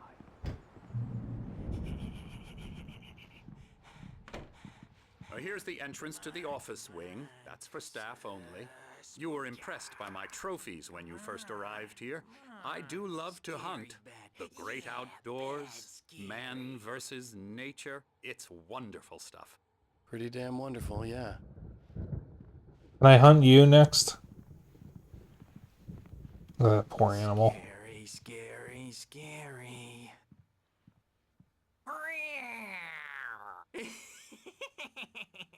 Emerson.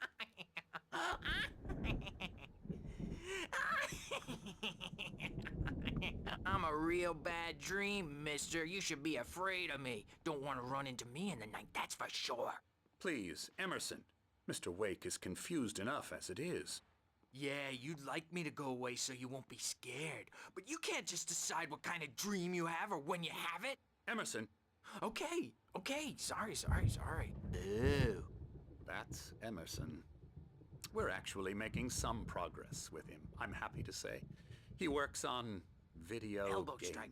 Ooh, It's yeah. trash, of course, but it does involve Get some him to the head. small creative effort, which makes him receptive to my therapeutic methods. No kidding.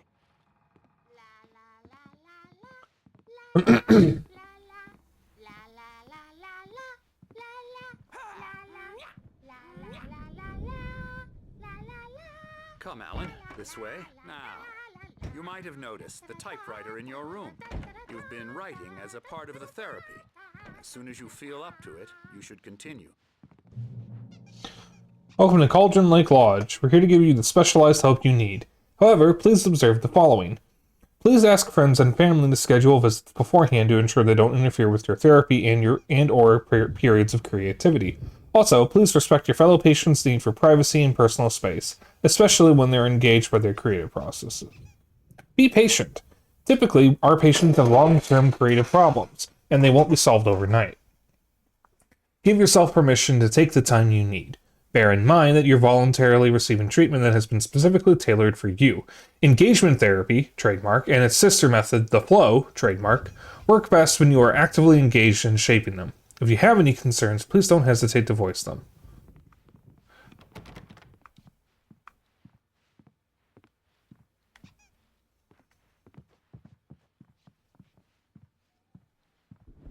My rheumatism's killing me. There's a storm coming. Oh, what a storm. I hope it wipes this place off the face of the earth. And these two are the Anderson brothers, Odin and Thor. They had how should I put this? A heavy metal band in the 70s and 80s called Old Gods of Asgard. They even adopted new first names to complete the image of Viking gods. After the band broke up, they lived on a farm nearby. They are, well, in advanced stages of dementia. They're well cared for, TLC and all that. There's nothing more that can be done. I'm afraid that the rock and roll lifestyle has left its mark. Is that the hammer he hit the nurse with? Oh, that won't do. I'm so sorry to cut this short for now, Alan. The power has been acting up. I'd better go check on it. We'll continue this soon. Meanwhile, when you feel up to it, return to your room and try to write. It really is for the best. Don't you think? I'd like to bash his head in with a hammer. Oh, he'd love to fish out our secrets, but he has no clue. He's not crazy enough. Not crazy like us, Sonny. Yeah! Being crazy's a requirement, Sonny. Who else could understand the world when it's like this? It takes crazy to know crazy. That's the sanest thing I've heard in a while. Zane! You're all right, Tom. Hey, we like him, don't we, bro? He's got to go to the farm. The Anderson farm. Valhalla! We wrote it all down, lest we forget. A crash course. All you need to know to get your head right. You need to find the message. Here, Sonny, here's something for you. Gave me a rash, but I kept it safe from these bastards.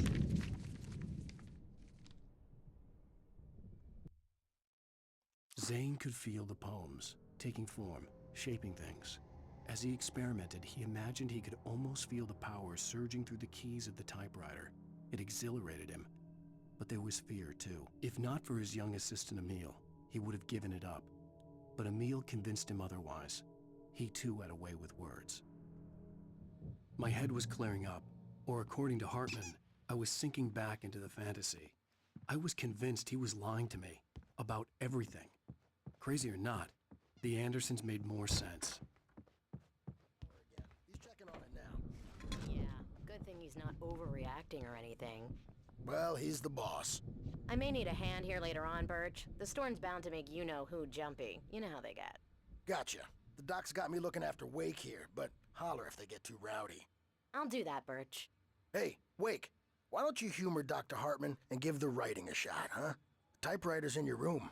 You can get to your room by those stairs, Wake.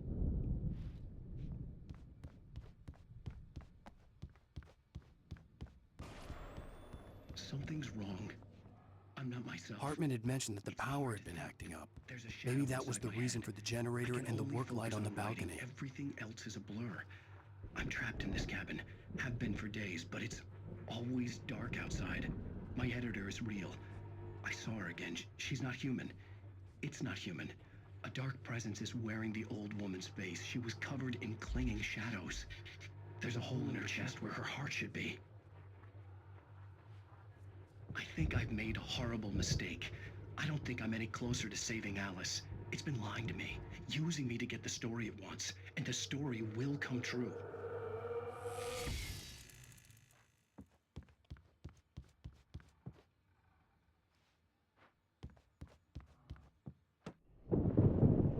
The white glare of the blank page in front of me hurt my eyes. My hands began to shake uncontrollably. Everybody, calm down. Put that down. Bert, I need help. Hey, Wake, you stay here. I'm gonna go see what's up. You just keep doing what you're doing. Be cool, okay?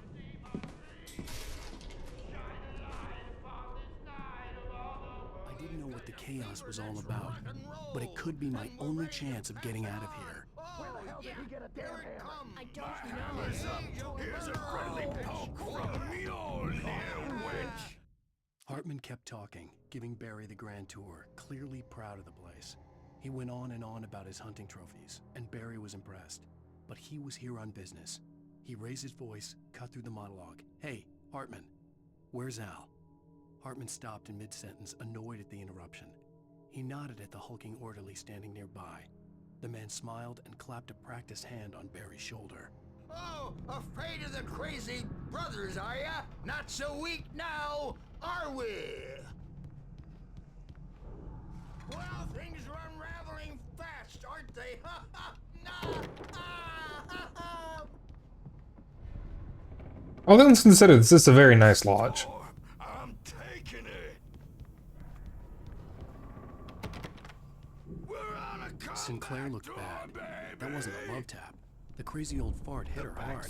If she was one of Hartman's goons, she had it coming. I had to get to Hartman's office. He had taken all my manuscript pages. That's where he'd been keeping them. Come out and face the music, Birch. It's time to pay the piper. The markings on the tape said they were recordings Hartman had made at the sessions with his patients. I saw Alice's name on one of them. For a moment, I couldn't breathe right.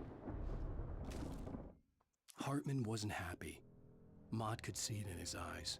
He quickly lowered his own. He had made a mess of it, and he knew it. The shame of failure was hard to bear. He hadn't expected Wake to say he needed more time, and he blurted out 2 days, less than Wake had asked for to show him who was in charge. But that wasn't part of Hartman's plan. Now, Mrs. Wake, can you tell me about Alan's problems? He's more and more out of control all the time. The parties, he's so angry all the time. He's getting violent. Do you mean with you? No, not with me. No, never. Sometimes I almost wish Alan would take a swing at me, because at least that'd lead to a conversation he couldn't just march out of. But no. Alan doesn't really sleep. And the work, well, he's not writing. At all. He sits there for hours and just gets more and more frustrated. And I can't talk to him. Yes. Tell me, Mrs. Wake. What would you say to him if he'd listen? I don't know. I want to say, I look at you, and it's not you. Just some stranger who resembles you. Looking out from behind your eyes. And I don't like that guy much. And now it's all gonna go to hell. But you don't ever say this. No. I've tried, but he's not listening. He's too deep in his own problems, always going on about something else. I'm so afraid I'm gonna lose him, and we're not even talking anymore. He doesn't let me in anymore. He just keeps me in the dark. I'm so alone here, even when he's home. Please help me, Doctor, because I'm at my wit's end. Well, if you can just get him here, I'll absolutely do my very best. Yeah, but Doctor, you need to be careful with him. He's not just going to listen to you and cooperate. He's the most stubborn man I've ever met. Well, I'll be sure to bear that in mind. Hearing her voice, what she was saying made me happy and sick and guilty all at once. Worst of all, I recognized the words. The phone call from her. It had been a cut-up of this. Just a recording.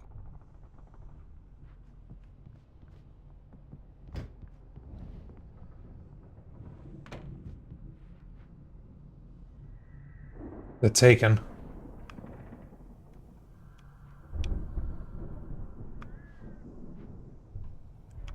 Some of these are paintings of the Taken.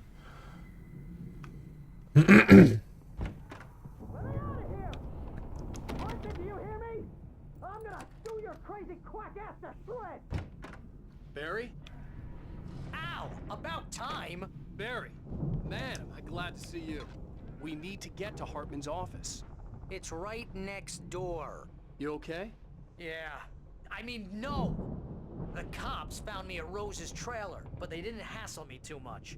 I'm obviously a victim in this, and I demanded to be treated as such. Or else I'd sue their asses. Speaking of asses, that Fed gave me a real hard time, but I had no clue where you were. That guy's crazy, Al. But he let me go, and then I get a call from Hartman, that son of a bitch, who tells me you're here, and I should come pick you up, but when I got here, 2 goons clobbered me and stuck me in there. What's with the cutout? I stole it from the diner to piss off Rose after what she did to us. That'll teach her. Yeah, that's a harsh punishment. Come on, pal, we gotta get going.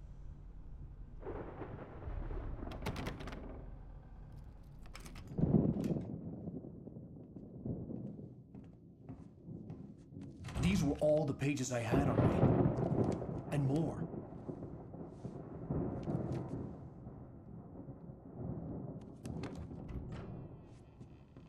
Alan, please. You're sliding back into the... Tell me one more lie and I'll shoot you in the face. Ah, well, it was worth a shot. Really, Wake, come on. Let's work together on this. You have no idea... Hartman, shut up! Barry, get out of here. I'll catch up with you. Get a car. Oh, Al, let's just... Go! Wake, listen to me. This is a mistake. Don't you see? Together we can create something absolutely wonderful. With your ability and mine.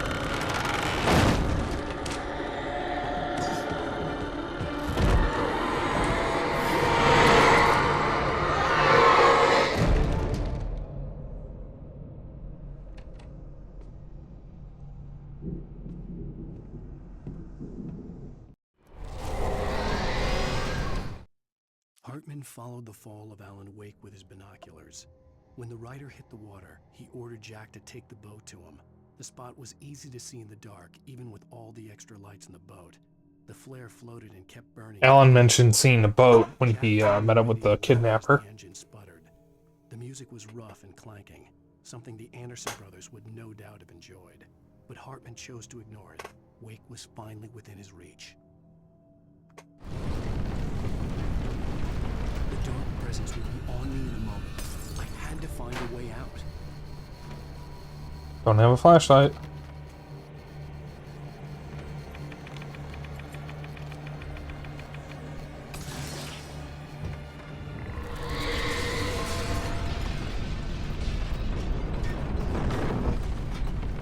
I needed light to get the possessed bookshelves out of my way.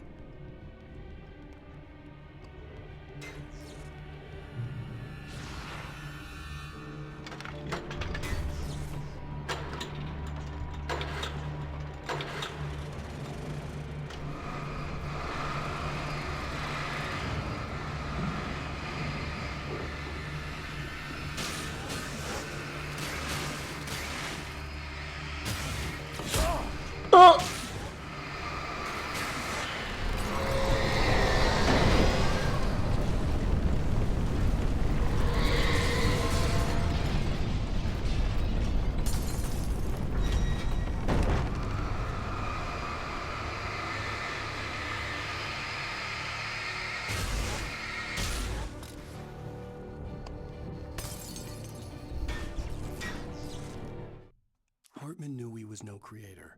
He had no ambitions on that front. And he certainly didn't want to end up like every artist he had worked with here, damaged in ways that were hard to describe, or worse.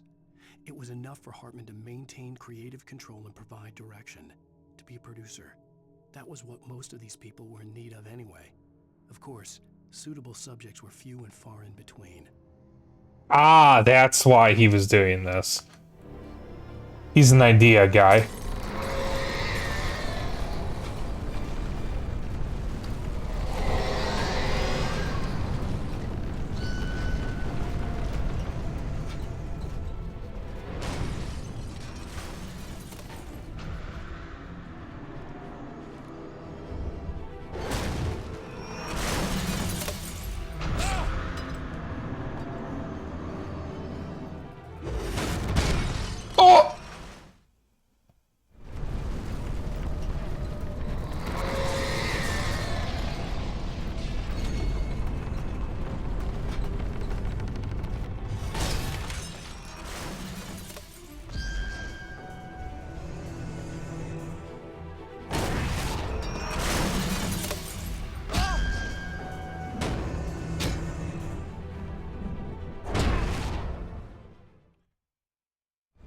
Hey, maybe don't try to squeeze through.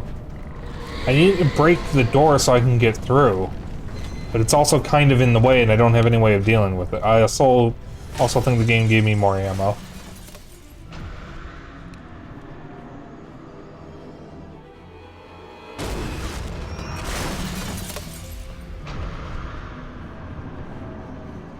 Okay, I don't think I can get through it. No, it absolutely can.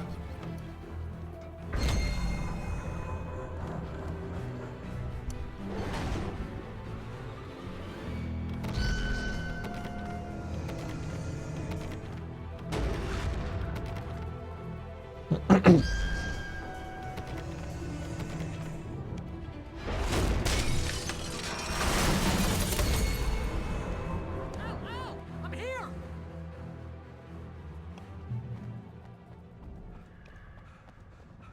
I found the car, but the gate's locked. You're gonna have to go through the hedge maze over there. Barry, I don't have a light. Take this, Al! Oh, God! Look at the house, Al! Look out!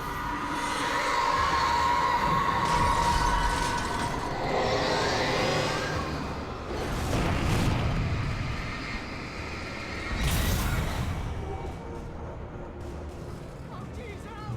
The house looks bad! Let's get out of here! Alright. Take a little bit of time.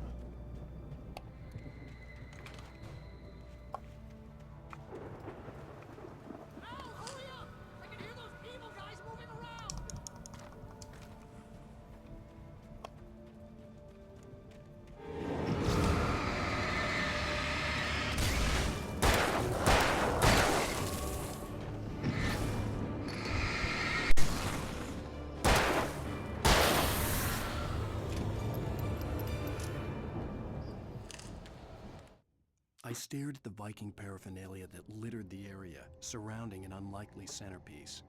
A full-side stage complete with an impressive sound system with all the trimmings, including a dragon. It took a special kind of crazy to build something like this in a remote field.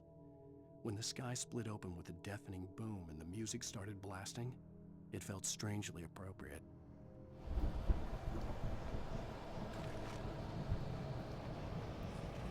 Al, be careful! I can see them moving around! They're coming for you!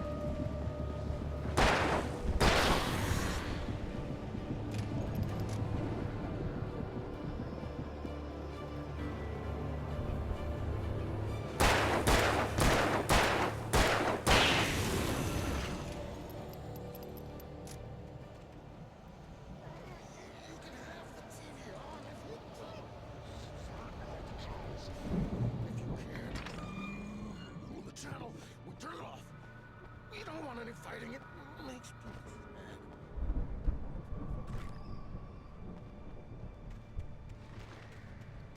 You get 2 barrels in the morning, and then you'll be nice and calm all day long. You get 3 barrels. There's the gorilla.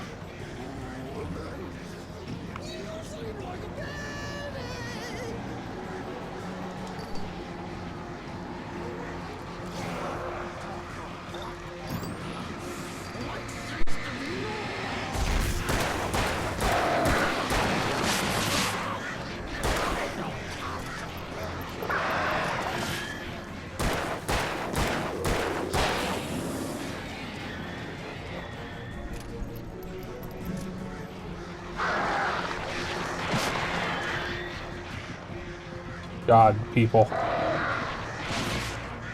Bastard!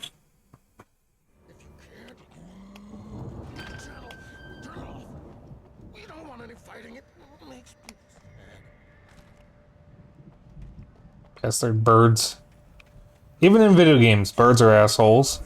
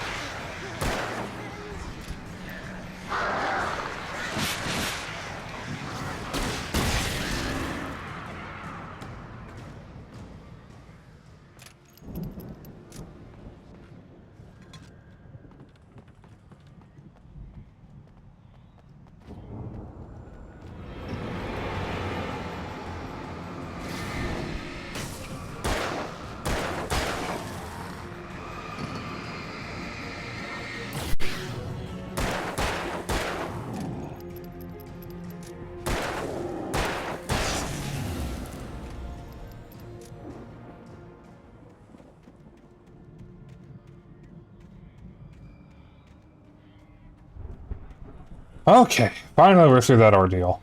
Yeah, taking advantage of troubled artists, that's what Hartman was doing the whole time. Give me that.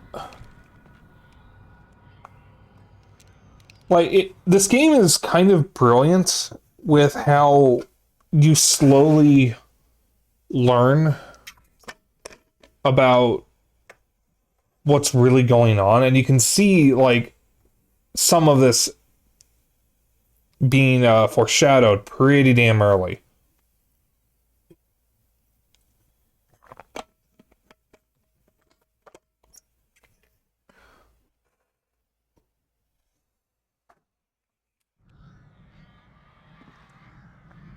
I just love this game. Mott knew that Wake was smarter than him. Wake had more money, a beautiful wife, everything. And Hartman said Wake was important. That made him better than Mott. But Mott was calling the shots now. He'd expected Wake to whimper and grovel, but instead, he seemed willing to fight. Mott knew he'd gotten under Wake's skin. If only Mott actually had his wife. The thought made him shiver.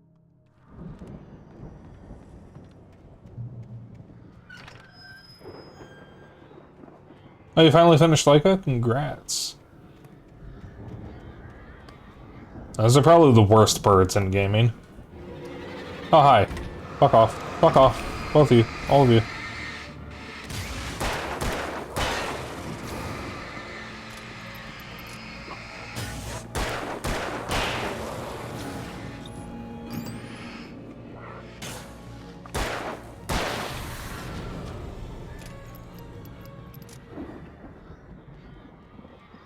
A flare, just sitting on a random bench next to a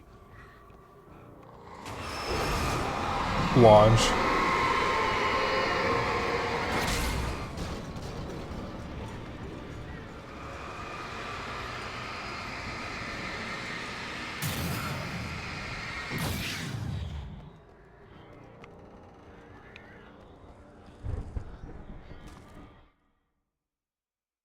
For the moment, Barry was just glad he had survived the fall. He had been separated from Al, and there was no easy way to climb back up. He told himself he'd be okay in the gloomy forest at night. He would just have to wait for a while for Al to find his way down. Barry turned when he heard the heavy footsteps and saw the movement. The man-shaped shadow lunged at him from the bushes, an axe held high. Barry screamed and threw up his hand. The world exploded. And to do it without getting the 500 deaths achievement, which isn't shabby given I was alternating between 3 save files at different points of progress. In one I was Discord streaming for Sappho, and one I was playing for my Shock streamer partner. Ah, I see.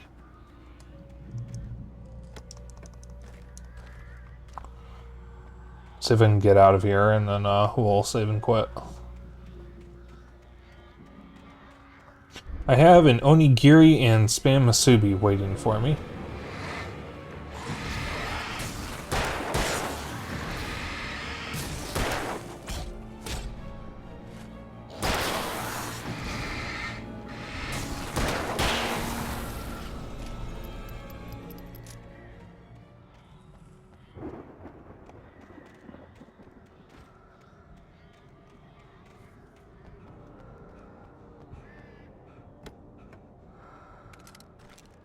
Hang on.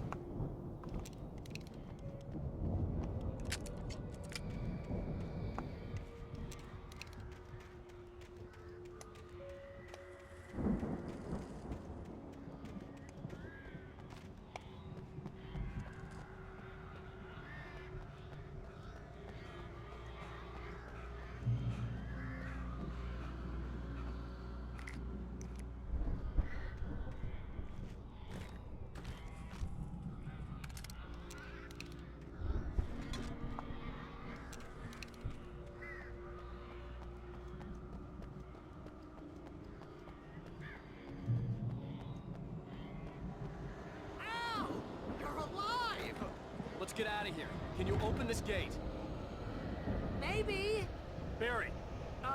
Well, I slammed it shut when the nasty showed up, and the key fits kind of loose in the lock, so, Barry, I'll find it. Don't worry about it.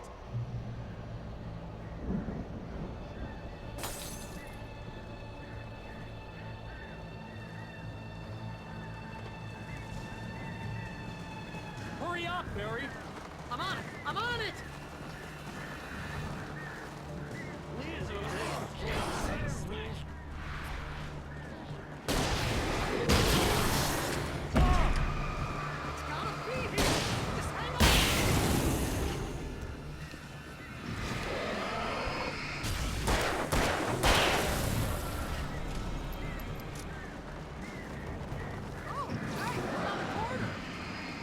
Barry.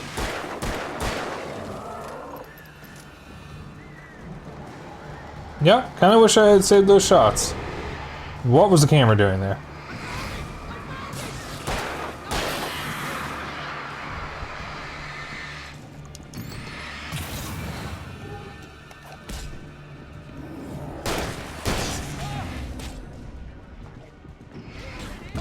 Oh, God damn it.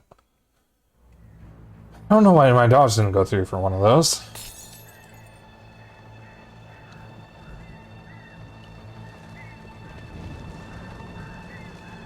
Hurry up, Barry. I'm on it.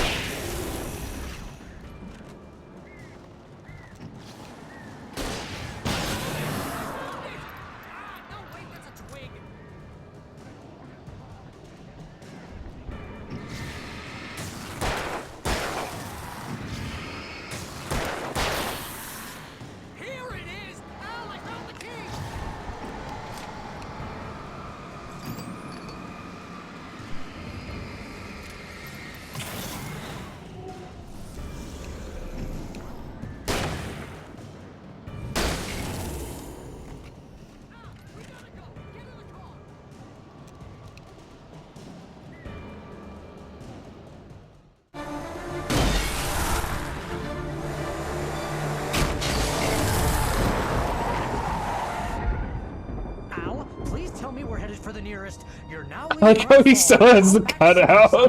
We're going to the Anderson farm. I knew you were gonna say something like that. You know what? You owe me big time for this. When this is through, if we make it, I don't care what anybody says, I'm done with darkness. You're gonna buy me a tanning bed as a gift, and I'm gonna live in it.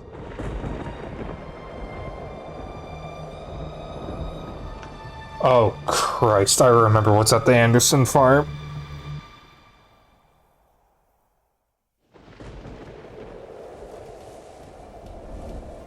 Oh, Christ, we got a gauntlet ahead of us. Yeah, I'm saving that for tomorrow. There's no way I'm doing that tonight. I'm crazy, but that's fine, Barry. Oh, you got that right, Al. You're barking mad. You are by far the craziest... But maybe that's inevitable when you deal with crazy stuff Hi, like Phelps. this. It helps. This is happening, Barry. Alice, they never had Alice. She's trapped in the darkness at the bottom of the lake, but she's not dead. Al, How can you know that? I know, Barry. I can... Al, No, listen. I can bring her back. I can find her. There's something special about this place. The lake, it does something to the works of art created here. It makes them come true. But there's a catch. The dark presence, whatever that thing is, twists it to its own ends. That's why all of this is happening. It's using my manuscript to take over everything. Al, I believe you. It happened to Thomas Zane before, it happened to the Andersons. I believe you. Crazy or not, you're not delusional. Weird shit's going down. That's a fact. I'm on board, man. I'm with you. The Andersons knew about it, but they were too far gone to tell me with all the drugs they were on. But they wrote it down. There's a message somewhere at their farm, Barry. We just need to find it. Look out!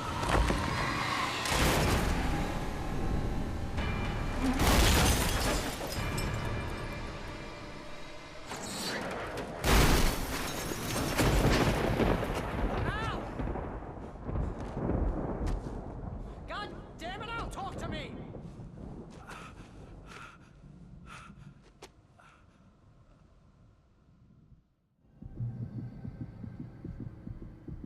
I had lost my gun in the crash.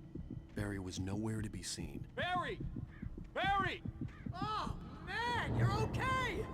Jeez, it's good to hear your voice! I was trying to get out of the car, but the ground gave way! Man, what a drop! Don't worry, your cutout is fine. Forget that! Are you okay? I hit some bushes, didn't get a scratch. There's no way you can climb down, though. It's like a sheer wall. Al, there's something moving down here! Barry, it's a taken! Use a flare, Barry! Oh, yeah! Barry, are you alright? I'm good, Al! I'm great! Guess you never messed with anyone from New York City before, huh? You're gonna have to find your way around to the farm, Al! I'll be waiting! Barry, just wait for me, okay? Al, I'm not staying here! It's suicide! I'm going to the farm! I'm gonna go ahead and secure the area! You can catch up! Don't worry about it! I'm on the case! Now he's Rambo. This would turn into a disaster if I didn't catch up with Barry. Okay, I seem to remember this part. It's kind of frustrating. So, we are actually at the end of stream, so I'm just gonna stop here. Thank you all for tuning in. We got a fucking gauntlet coming up. For those who have never seen this game before, have you ever played Left 4 Dead 2? Do you remember the Dark Carnival finale? That's what's coming up. Okay.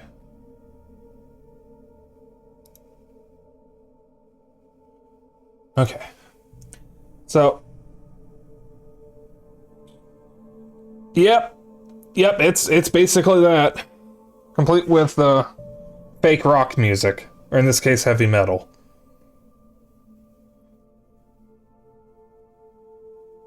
I've seen but not play the game, but the Left 4 Dead 2 reference drives it home. Yeah, from what I remember, at the farm, we have to put on a rock concert, basically, and defend the farm from the Taken.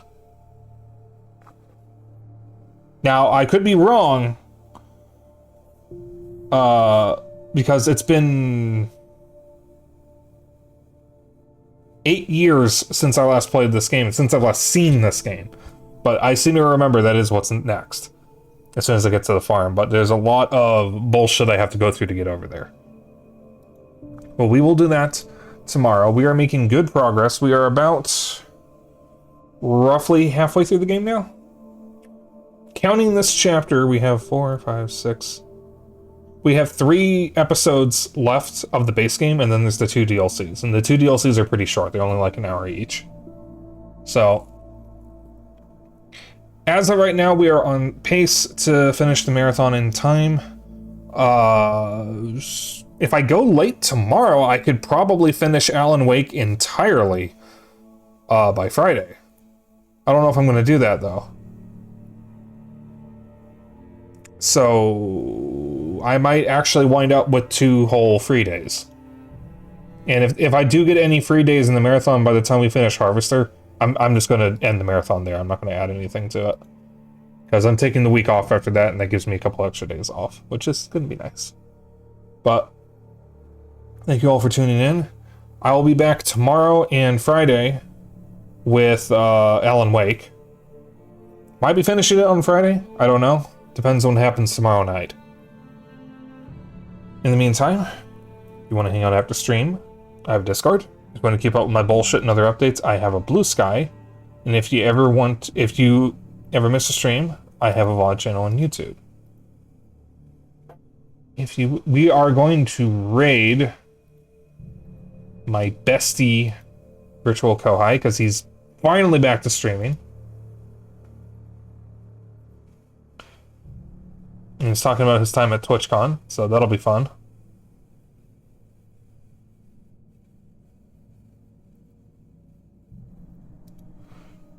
And everybody go show him some love. If you would like to join in on the raid message is, as always, Dapper Dragon Raid. You can use whatever emotes you want. As long as you copy the raid message, that's all I care about. And I will see you all tomorrow. Bye.